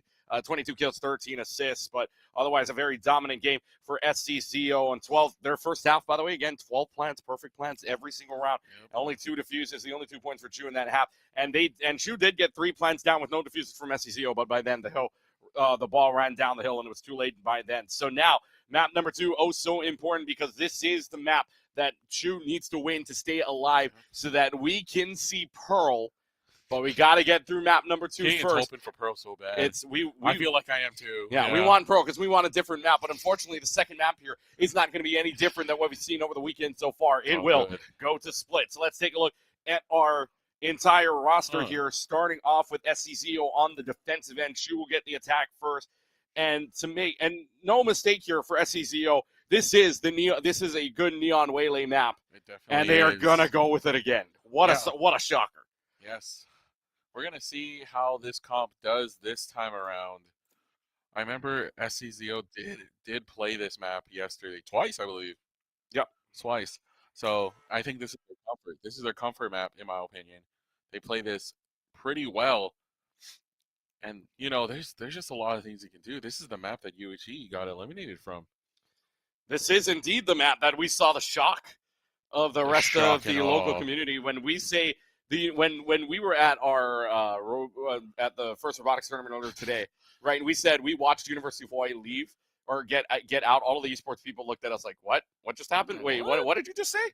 Yeah, I mean, the current iteration of the University of Hawaii roster will have to buy tickets for Kawaii Kon themselves to come watch the finals of this tournament, because they are out of the bracket right now. So it was a shocking upset in itself, and that was by Chu, who are now on the back foot here to try to play out this game and see if they can stay alive to go to map 3, and that would go to pro. But right now they got to get through split, and this Neon Waylay has been a problem. It has indeed. Too big.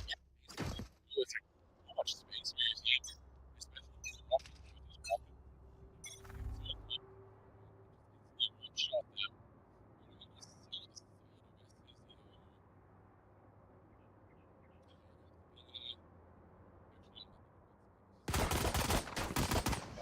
Point out as well as all 5 stacks go up.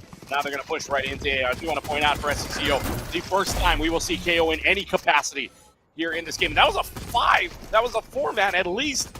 A 4-man hinder momentarily, but instead, SCC still running onto site. They run out quickly. They'll already plant. This is A that they've gone on oh so quickly, even being hindered. They are not phased whatsoever. They push into A site. They'll plant right around elbow area now. What's the call here from Chu? Down a man on a disadvantage. You don't have the Waylay either to make that spacing distraction. Trailblazer comes out, immediately caps it out. Close smoke is also there. So hold on for this team for right now.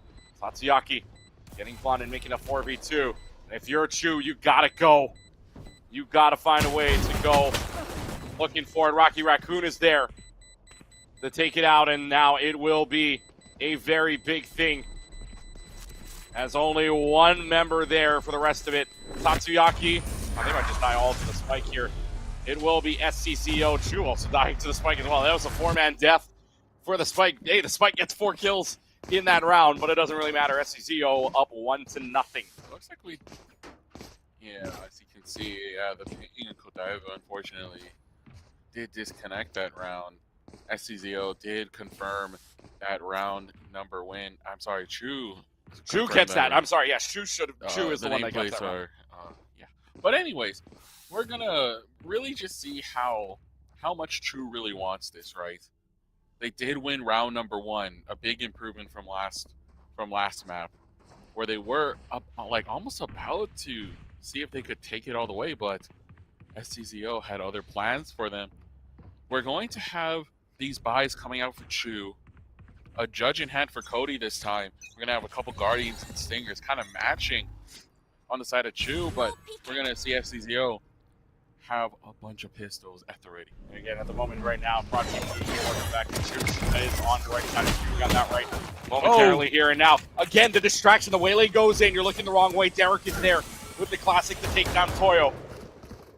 So again, the gameplay, the workbook here, or the playbook for Chu, or for SCZO working wonders at the moment. But now Cody staying on this rope here, seeing if anybody's going to enter that smoke. The timing, though, still one above. I think Cody may have seen the pixel above. Maybe not. I think they may have just passed through. And then the defense comes up. Cody gets one on the Judge. Won't get a second one. Godiva now coming back down. Heaven.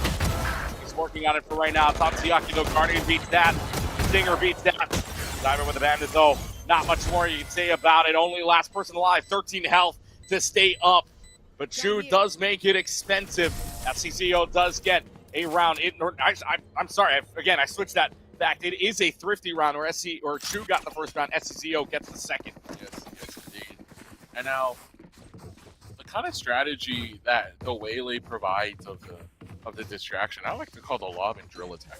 You know, I got that from a TV show, as the Classified Schools, where you lob the dodgeball so high in the air, while you get distracted from it, and you're aiming at that dodgeball all the way in the air, when someone can just easily shoot one right under it. And that's exactly what CMD is doing for SCZO. And I might just say that quite often recently. Lob and drill attack is the key word. But SCZO now trying to ride this momentum now. It has shifted as the Thrifty does manage. Does get a few picks. Godiva back up and running. Lonesome at B. Now, right now, what Chu is thinking is what SCZO right now is only thinking, they only saw the race, they heard the paint shells, but they heard no other utility coming out from Chu. So they're maybe thinking they don't want to rotate just yet. SCZO, though, waiting ever so patiently. The Waylay waiting right in mid, in vents. Maybe staring this down momentarily, but there is a wall separating that right now. So can't go mid unless they want to give away their position. They're going to go up mid all the way through. What's the call here? The Clove looking down, and nobody can see over the wall at the moment, minus this neon. But instead, the rest of the team starts to walk through sewers. Mid's now open again. The wall going down. Looking like an A-main push. Waiting up in Heaven, though, is blonded on the sky. Juggle picking on Heaven. Now to make sure that there's nothing there. They're going to go all the way back. They're going to throw a smoke on screens onto the back spot. Here we go. Green light's on. 25 seconds left to go. Got to make a decision. Got to make a move. Godiva blonded at their defensive hold onto A-main right now. Lolly it's up in Heaven here. Doesn't see the play from the Sage just yet. 13 seconds. Oh, they're slow, or they can't even make it inside if they wanted to. It's got to be a miracle here from Toyo. It's 1. It's 2. It won't be 3. SCZO defending 2-1. I mean, realistically, Toyo did a good job getting 2 kills, but, it doesn't necessarily matter. Godiva having a problem with some money, but the rest of the team does have the money to give them the guns so they can purchase the full shields. Or, as I say that, an operator does come out for Godiva, as the full buys are going to come out for Chu. 2-1, still the momentum. Last 2 of the rounds belong to SCZO right after the Thrifty round. And they're just doing a good job holding their own on the defensive side. And now all 5 members of Chu onto A. And Blondie's just going to escape back to screens, will not be in Heaven. But all 5 members, no one is in Heaven actually. They're all going to go onto site. They're all going to stay down below. Yeah, nobody's covering rams, nobody's covering nothing on a flank. They'll plant down on A, and now here comes the runs here come the cavalry from SCZO. 5v5 on the retake. Raccoon's going to slide all around here on main, making some noises. There. Waylay up and about. Is that going to be the signal to go inside of the corner? It is. Slide around. Rocky Raccoon is there. He returns. Godiva buys up to an operator. Gets that kill. It's going to go all over. This is an operator down on grunt level, mind you. Gets the kill. They'll go left, right, getting it. Toyo's going to be there. We'll have to find a way to kill 3, to kill 2. Unfortunately, bop, bop, bop is all that takes. And it will be a spike defuse, though. A site covered again, SCZO with the defuse. This is not exactly what True wanted to happen there. A pretty good strategy. No one was home on A, but the retake from SCZO proved to be supreme. Right there. Now True kind of in a sticky situation once again. Scattered buys, a Vandal Light Shields. We have some Deagles. We have a Phantom. You gotta do what you gotta do in this situation. Although it's very early, remember what happened last game. SCZO had such a commanding lead, had all the momentum. I'm not going to say what I'm a fan of, but you already know that. True, if you're True, though, you do not want to let this slip. The timeout at any given point would be nice. You want to take the timeout, get a little bit for it. So let's take that kill. Again, the Omen is allowed to get away with an op down there in ground level, not even by screens or anything. Just holding down their TP's out. And it's 1 versus 5. And now Cody, having a run away for dear life, does have a resurrection, but what can you do? And also friends are dead in good areas for this team. Stuck in a slow orb, waylays up and about, rewinds out, paranoia, the knife kill. You know, and this is a team ace, yes, but I do want to point out, I got texted by, I will say, I got texted by Derek QV's partner, and she says she tried to tell this team that's the knife less. Apparently, message not received. Message definitely not received. Will not listen to her. I'm so sorry. So sorry about that, but yeah, SCZO, meaning if they were tonight, they're feeling extremely confident, especially as peaking S4, they were blinded. What else could you do there? The operator still lives in the hands of Godiva, the Omen. Cover going out. What can True do? True, Loliet goes down, a bit of chip damage through the teleport. EMP gets one. Toyo's able to get Godiva with the op. Again, you don't know what to look. Attack. Lob and drill attack alert. Rocky Raccoon gets Tyler Power. And Toyo, the person who helped win the first game ever streamed here in the Hawaii Esports Championship, the last alive. And we can say in a 1v4 before, would have to do the same thing here. Makes it a 1v3. Up mid. Ball goes up. Hold on. All the way back. There are heads peeking, but only Toyo's head taking off. No 1v4 clutch here today. SCZO widening the gap to 4. Seeing if a Clove player on True can receive another 1v4, but unfortunately that does not happen. Remember, Cody got that 1v4 clutch in Bind, in Shower last game to really kind of push the momentum, but was, you know, in the end unsuccessful. But then again, the momentum really needs to shift here for True if they want any chance at getting back into the game. Still very early, might I add. But 5 belongs to SCZO. Yeah, now all the way backed up. B main. Open and about here. Neon comes out for the concuss, nothing there. SCZO making a full rotate out now, and B side is covered, but True is not committed to B yet. There may be a lot of noise there, but nothing doing. Toyo does find a kill on the headshot. Showstopper finds its way through the wall and hits Rocky Raccoon. There will be no movement to worry about for one of them at the very least. The awesome though getting the kill on Tatsuyaki. Does this turn close? Says no. Toyo wanted to go back to B side, but unfortunately that call out is no. Now because of that time, this Neon is resurrected, so they can go for the play again if they wanted to. So they're going all to A, and by the time they get there, this is open house. As they progress, onto the A side, still a 4v4 situation. The plant does go down. Big fan of getting plants down. Makes it more of a complete round, but Cody with the peek.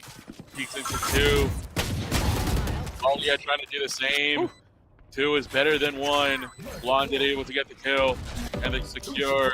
Tyler Power is going to play hell. And we're going to have Toyo playing far deep in main. Birds do spot. Wait a minute. No. More knives. They're going to do this again. Oh. They know they're confident. Oh my god. They know they will win this. Oh my goodness. They're so confident right now. It's absolutely crazy. Are they going to let them even have the round here? Oh no, it was they're winning for Derek. Yeah, they're winning for Derek because resurrection is so important here, but not much else you can say on a 6-1 lead at the moment when the knife kills now pile up to 2. In the end, you know, sometimes in games you don't want to waste an opportunity to get a knife kill. But that just displays just so much confidence from the side of SCZO. 6-1, last 6 belonged to them. The only round that Chu controlled was the first round of the pistol. They're playing this quite well. Good rotate from Chu, but in the end, SCZO was quite strong and had the guns to show for it and all the kills. As you can see in the side of Chu, they're quite split on split. Rocky Raccoon with the Vandal in hand this time and no judge. Oh my goodness, what another distraction coming out. Blondie got Rocky Raccoon's back. It doesn't even matter. We're going to have the rest of Chu all the way in their spawn. They're going to try to travel together.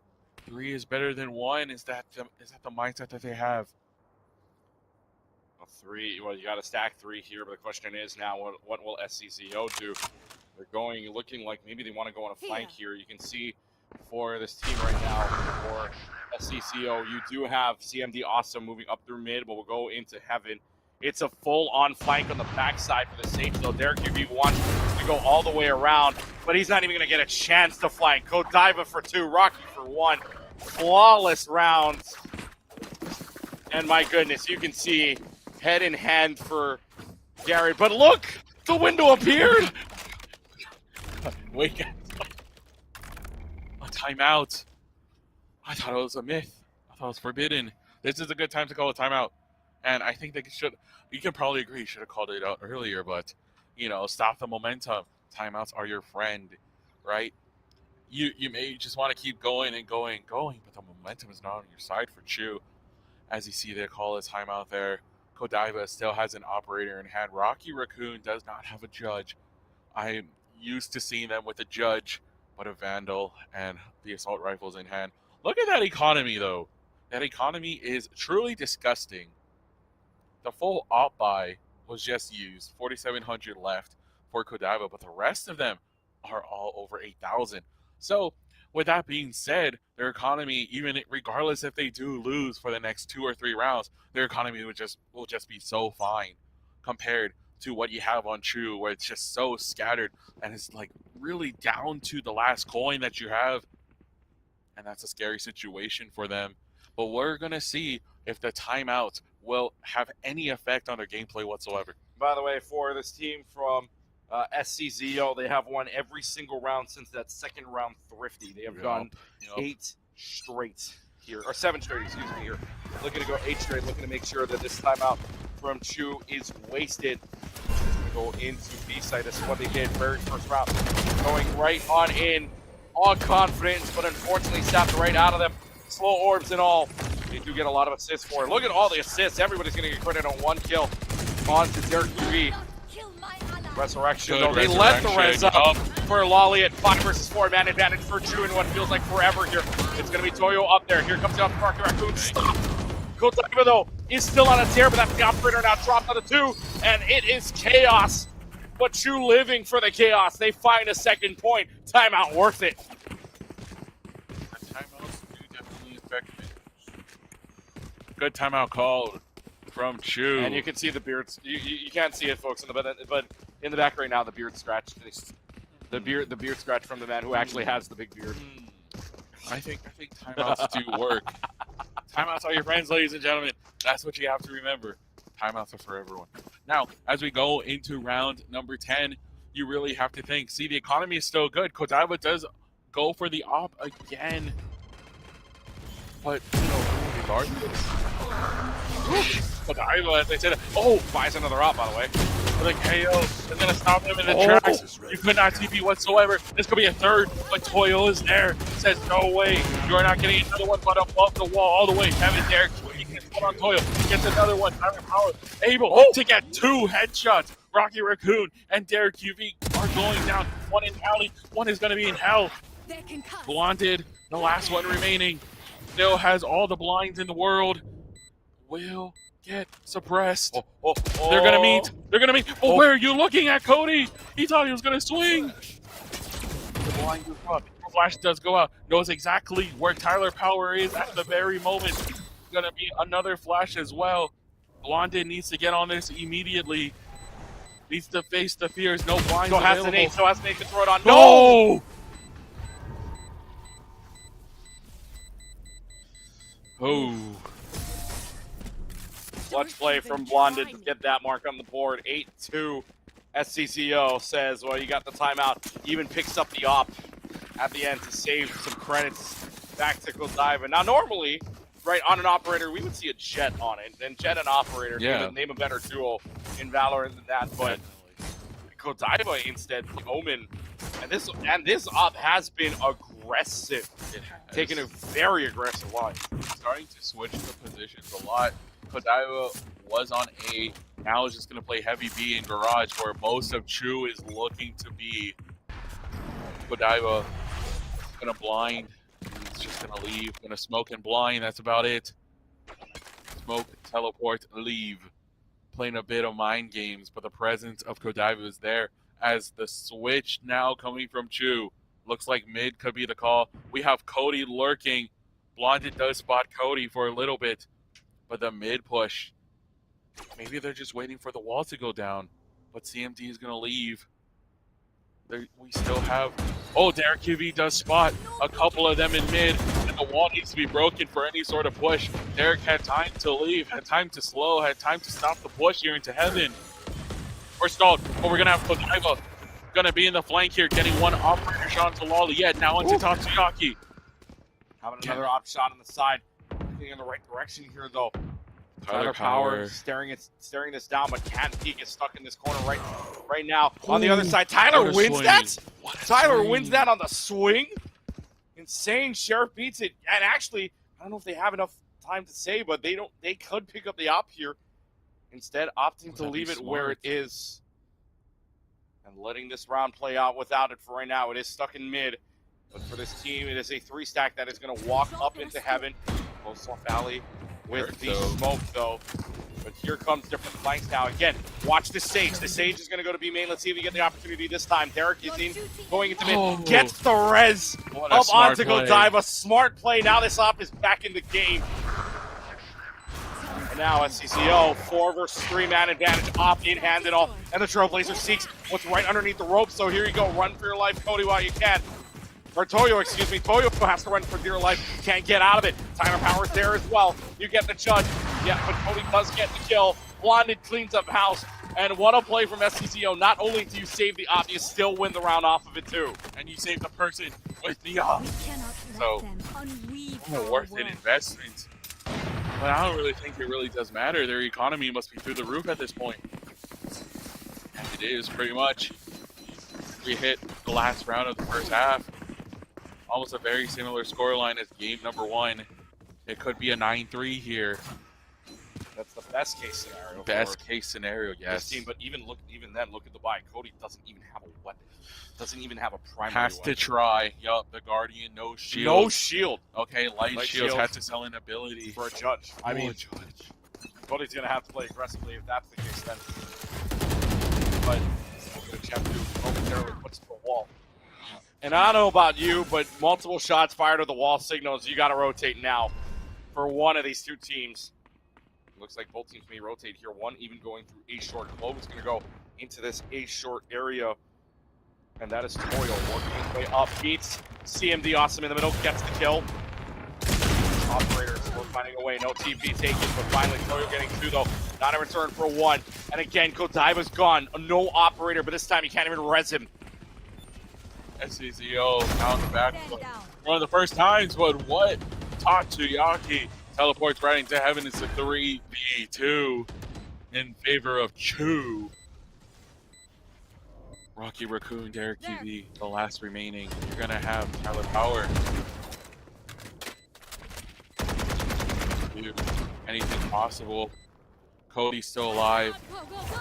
Rocky Raccoon gonna stun into the elbow, but a shot works, and Tyler Power and Cody are able to clean up the last 2.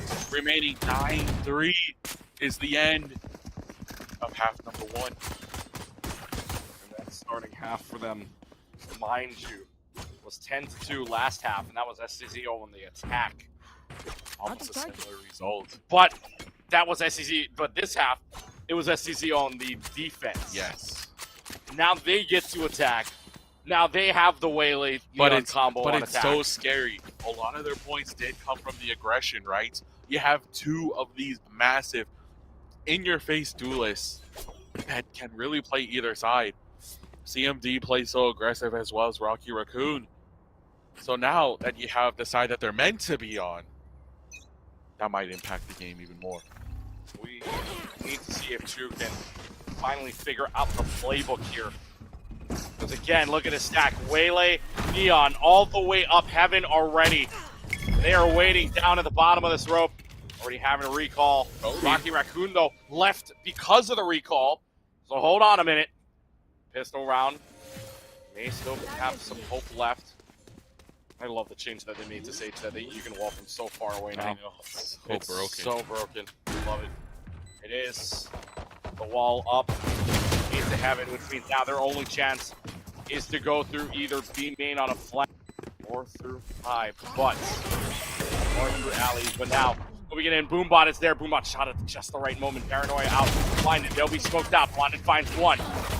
Oh, gets a jump over. Cody and Tatsuyaki's there. A little mini of the Neon and Waylay strategy. A jump on over, but still help. 15 health, not going to be healed up enough. And Chu finds a way to put on the fence to win the pistol round as the pistol round split here in this game. Once again, yeah, Chu. Oh no, I'm sorry. Pistol round won both times. Both times. By Chu. Yeah. Now the second round here is the question. Maybe the pistol rounds are their strength.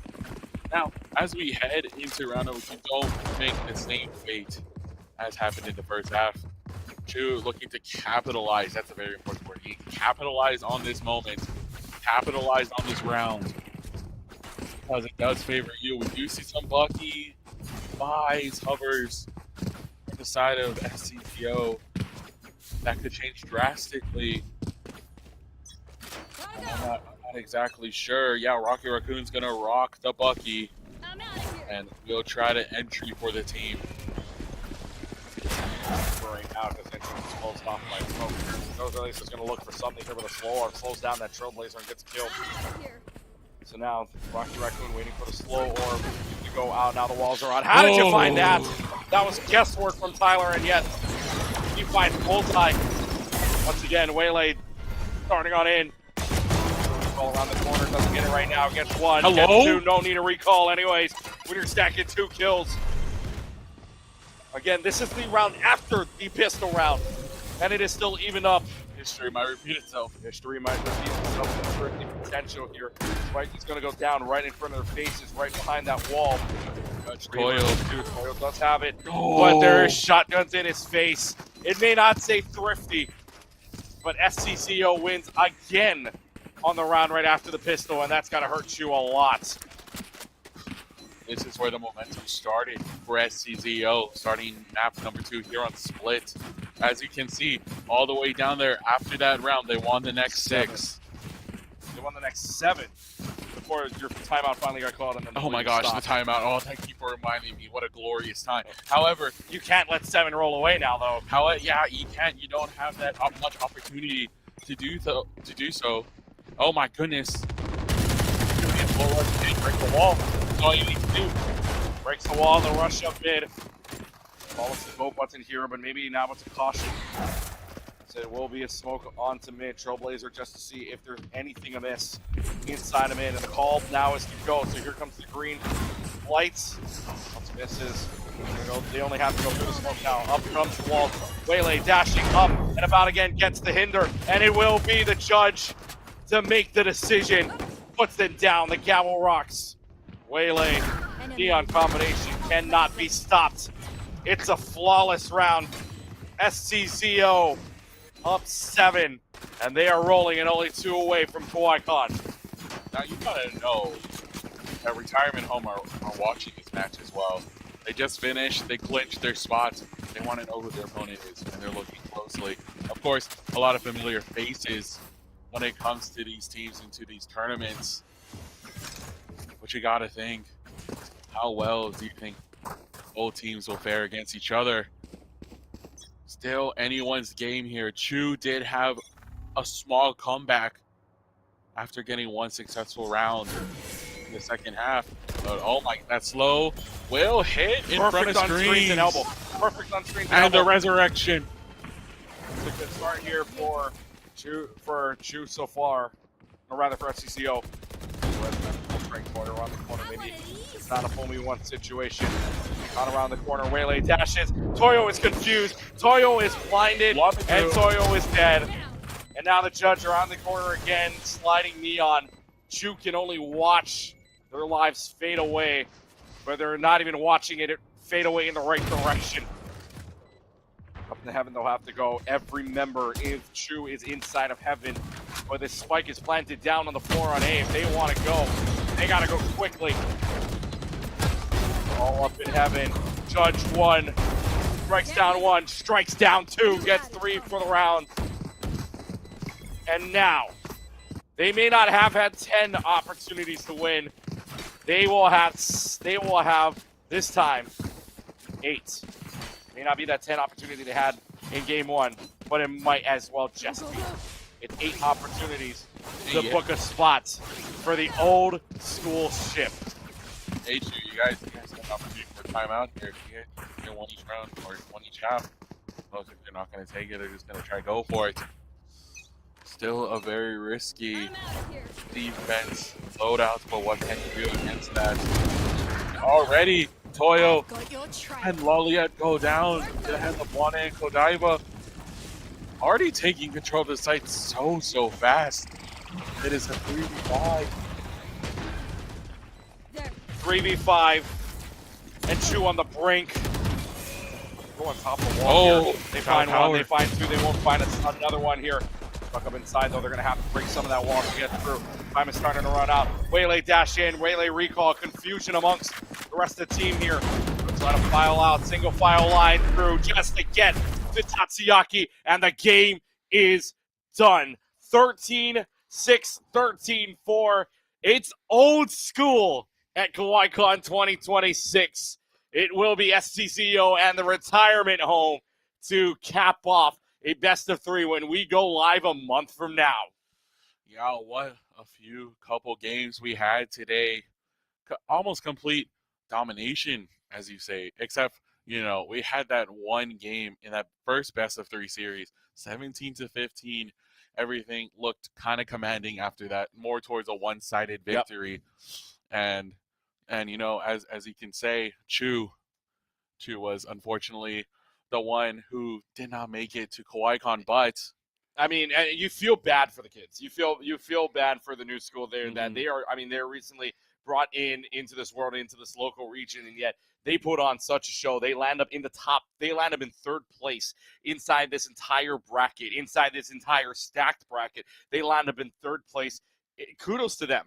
Yes. Kudos to them. They put on a show. They made winners, losers, finals. Yes, they went 0-2 in both. It doesn't really matter. I mean, in the end, it's an open championship. I'm sure enough, if we go year 2 on this, I would put money on them being back. I would, yeah. I mean, insane performance. That's a very good statement, yeah. But we talked already to the winners. We already talked to the winners of the last team of the retirement home, and now we're going to get to talk to the winners of this team of SCZO. We will get to see who we get to interview here in just a little while, and we'll get our interview here in moments as we take a look at some of the final stats, and we'll wait here to see our interview of who it will be from this team. But let's go ahead and take a look at some stats here to end it off. And again, the Waylay Neon combo going insane at the end there. A combined 27 kills between the two of them. Again, we only played 17 rounds of action there on a 13-4 scoreline. But the top player overall, guess who it was? I wonder. Upholder in hand, 29-7 for Kodaiba for the MVP and ACS of 323. And then the double-doubles belong here to Blonded with 15 kills, 10 assists. And then Derek UV, a Sage usually should get a lot of assists here and does so. 16 kills and 11 assists for the Sage of Derek UV. And the best kill line, at least for this team, from Chu, would be Toyo landing up on a 13-18-3. So nobody going positive, at least on the KD side, for this team from Chu. But again, very young team in comparison to this team that is coming up right now. And again, we will have old school versus old school when it comes down to it between SCZO and retirement home And now, what if you're watching this game? If you're watching this game, you're previewing this game a month from now. I mean, who are you picking here? That's Because we'll ask you this again a month from now. Of course. I'm sure we're going to show you the VOD here a month from now as well. Yeah. But who do you have in the way too early prediction line of this best of three? Who do you got? This is a bold moment. This is kind of under pressure. Again, too early. This is too early prediction. This is your crystal ball right here. We watch League. We watch Val obviously on the major side. This is your crystal ball moment right here. Definitely. Who you got? A month early. Well, when it comes down to this, I believe Retirement Home and SCZO did play in the bracket already, and that was already the result of Retirement Home. So if history repeats itself, many times it does. I got Retirement Home taking this right now. All right, you heard it here from the man himself, from Garrett. I will also, knowing that I am friends with the man, I will give the edge to Rod, but his nerves have to wake up. He's got to play better than his KJ was earlier today. I think that's because he's it starts with an O. Ends in a D, and there's an L in the middle. Yeah, and it's only a 3-letter word. But I don't think I can say that because we said that he was young today. So yeah, we said I think he gets the pass today. I think it will change in a month. The youngin gets the pass today. But we will have again an interview here very soon. As again, we're going to talk with one of the players or one of the team members from this team of the winning team for SCZO, lining it up. And again, some big headlines here for you. University of Hawaii Esports team will not be at Kawaii Kon 2026. I mean, recapping the entire weekend, I think if you're going to go for the biggest storyline, that's the biggest one. Yeah. The number one seed out on day one. If you were going to think they were going to go out at any given point, maybe it would have been day number 2. But a day 1 exit is something that you do not expect. But in March Madness can happen any which way you want it to. But, I mean, this is one where that was shocking, wasn't it? It was. It was definitely. All right, well, we will go ahead and get our interview here sorted in just a couple of moments. We will take a short break. On the other side, we'll interview with one of the team members here from the winning team of SCZO as we preview next month's LAN events for the HEOC. We'll be right back with the Hawaii Esports Open Championship broadcast presented by Workin Gamerz. Aloha, everybody. My name is Nevin Isaiah Daguda Pack, and I am here to bring you the good news. Do you find yourself blaming work, school, family for why you aren't hitting the same lineups as before? Are you getting tired of matching into lobbies full of unemployed, sweaty, no-lifes that have never touched a job before? Then you're exactly who this league was made for. Because that's where Workin Gamerz comes in. We're building structured, competitive gaming leagues designed specifically for working adults. Real teams full of your neighbors, coworkers, and friends you haven't even met yet. Real schedules, seasonal leagues, and tournaments that keep your career in mind and create fun for you to jump into after the work is done. And real competition for the gamer with a job that only wanted to grow up but never give up. We build leagues around your busy life, replacing the chaos of matchmaking with the camaraderie of clashing with your friends in custom games on clear, consistent, and concise schedules, because that's what you work hard for. And more important than any ladder points, more important than any win or loss, Workin Gamerz is about community. Finding a place to relax after a long day. A team to have your back as you take points. It's time all the gaming uncles and aunties have had one place for themselves. So if you're looking for a place to lock in after you clock out, then welcome to Workin Gamerz. Hey, how's it?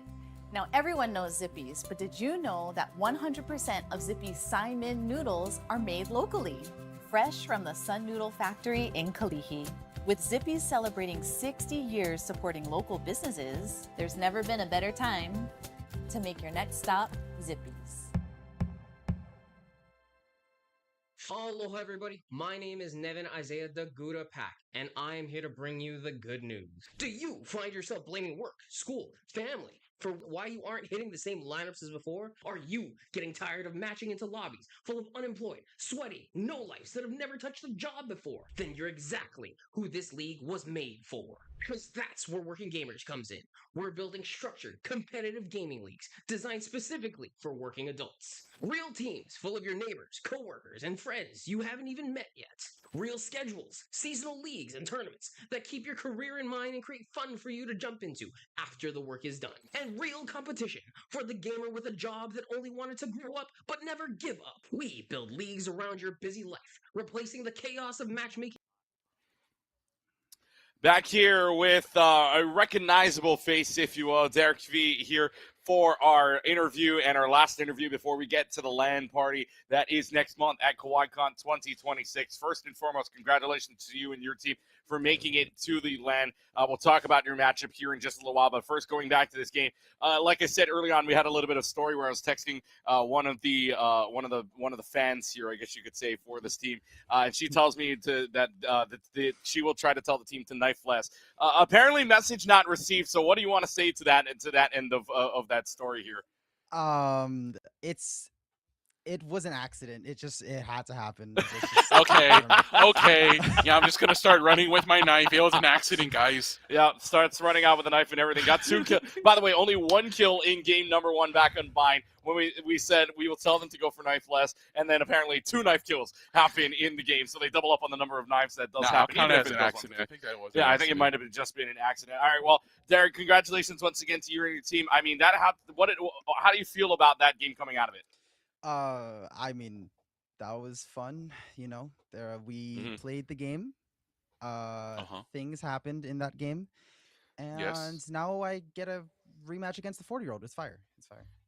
Oh yeah. We will talk about the matchup really quickly, but I do know once again this is a team from Chu that was kind of young. I mean, recently graduated from high school as well. I do want to ask though, what did you see from that team that at least did anything from that team impress you? I know it's a young team. It's not a team that has been together for that long, and yet they made it all the way here. I mean, what did you see from that team that you guys might have taken note of during that game? During our game, not much, but when I was watching the other games, it wasn't bad. There was definitely potential for some of the players, but for our game at least, I don't know, maybe they got nervous, but they didn't show up at least for our game. So. All right. Well, now we get to talk about the big headline here where we thought it might have been new school versus old school here in this game when we get to the LAN, but instead it's old school taking on old school. It is former players versus former players here. It's an old school LAN party. It's old school versus older school. Yes, it's old school versus older school. We have to point it out like that. This team, we'll just call them the old school, the older school on the other side of the retirement home here. They're obviously not in the retirement home just yet. Not a lot of wrinkles on here, unlike Rod. I will say. No, I'm just joking. But no, I'm just joking. I'm just joking here. How fun is this going to be? How fun is this going to be for you going into the LAN a month from now to face off against them? How fun is this going to be? Oh, I'm gonna have a blast with it. I've already been trash talking Rod. I don't care. We've been bantering back. All right, that sounds about legit. Yeah, I do the same. I don't know if you guys know the history all too much, but the last 2 Kawaii Kons I played with Rod, and we won both of them, or at least won adjacent or whatever, how the format worked. But so now this time I'll be playing against Rod for the first time, and so I guess we'll see who actually won the tournament. Yeah, who actually carried who? Who needed who? At the end of that round. All right. One last thing here before we let you go for the night here. It's 9:30 at night. It's a Sunday night. It's before we get to the start of the work week here. But first and foremost, I mean, for you guys, obviously, this is something to play for here. We asked you this earlier on, but let's just repeat it as well. What it mean here, and how much fun have you had throughout this entire tournament? It is year 1 after all, but how much fun has your team had here in this weekend so far? Oh, we've had a blast. This has been really funny. Awesome. It's been really fun, especially during the flood and everything. It was just like a nice ray of sunshine. I mean, hey, the old manager of UH, Oblivious Snowman, beat the UH team. That is a good narrative, and that is funny. That is funny. So it was a fun time. It was a fun time for sure. And we got free tickets or something. So Yeah, it's a great thing overall. Hopefully, you guys get your Kawaii Kon tickets to go watch this team here from SCZO play against this team from Retirement Home when we get there on Sunday. Tickets, individual day passes are on sale now, but we will let you go. Derek, thank you very much for joining us. Good luck. We'll see you a month from now at the LAN when we get down to the Hawaii Convention Center. Thank you. See you. See you, Derek. See you later. All right, and that is going to be a wrap-up here. Let's go ahead and just bring it all together here and wrap it all together. You've watched the league side. You have watched the VALORANT side at the same time. What's your takeaways here from this weekend, Gary? We've This- had a lot of fun here, but what are your takeaways at the end of the day? This weekend is just a start, in my opinion. Kawaii Kon was just this hub where all these gamers and all these people that love games, come together. But now you're providing an opportunity for them to fight a month prior, trying to make it into an in-person finals, which is actually very rare when it comes to Hawaii esports. So providing this opportunity from EMP Live, Workin Gamers, and everyone involved, I think it's just a special thing. Yeah, got a special thing going on here. League of Legends set in stone, and now we will have Valorant set in stone as well with SCZO and Retirement Home going out for a finale here. When we get to Kawaii Kon 2026 here in about a month's time, it will be all best of threes. If your league gets Fearless Draft still in play, as was the winners finals and the lower finals, we're playing Fearless now inside of our league games here locally for the LAN events. And of course, Valorant stays as is, best 2 out of 3. Best to win it all. And of course, the prize pool, you can see it all, but prize pool includes not only what we have here, but we also, or what the players put in here, but it will also have including prizes from Zippies as well. And you might want to be at Kawaii Kon on Sunday too, Thank you, Zippies, because we might also be giving away some stuff here. So big mahalo to Kevin and the team from Zippies for sponsoring our event. And we want to give a big shout out, of course, to Working Gamers, Nevin, Isaiah Pack, and the crew there for helping us out presenting this first ever Hawaii Esports Open Championship. So that's going to give us a wrap here on a very fun weekend. Again, 112 competitors over the entire 2-day weekend. It comes down to 2 teams on each side for League and Valor, 19 teams, and it's down to 4 left when we get to Kawaii Kon 2023. Again, special shout out to all of our sponsors here, Working Gamers, Zippies, Kawaii Kon, and of course our presenting broadcast team here at EMP Live Designs. Special thanks to our broadcast crew from throughout the entire weekend. They have been working long hours, and they have been working great and they have been working great hours to make this broadcast and this entire tournament a success as it has been so far. For our league casters, Professor Layton and Henry, and for my partner, Rosier, a.k.a. Garen, my name is Keegan, a.k.a. Clutchkey, and we will see you a month from now when we get to the LAN at Kawaii Kon 2026. We will see you at the Hawaii Convention Center for the finale of the Hawaii Esports Open Championship presented by Working Gamers. Aloha, everybody, and have a good night.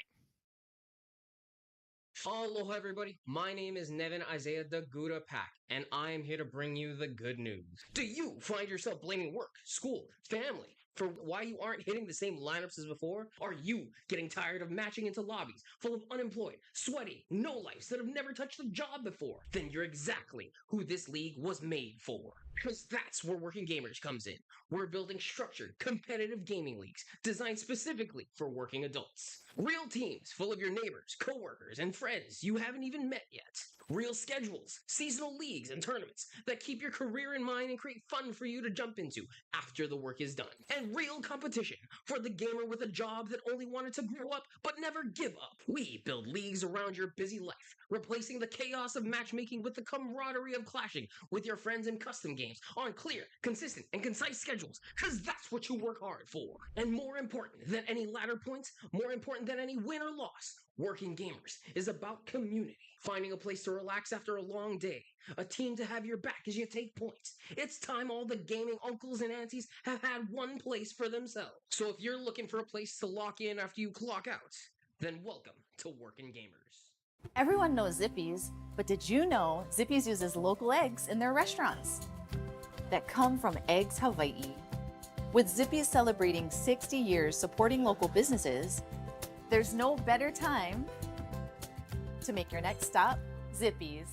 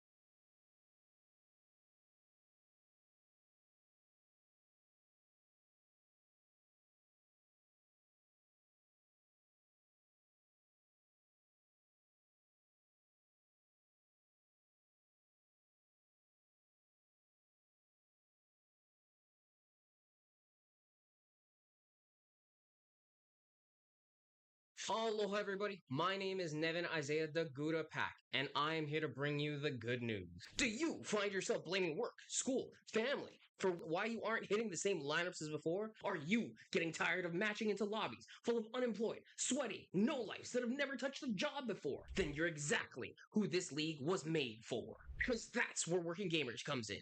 We're building structured, competitive gaming leagues designed specifically for working adults. Real teams full of your neighbors, coworkers, and friends you haven't even met yet.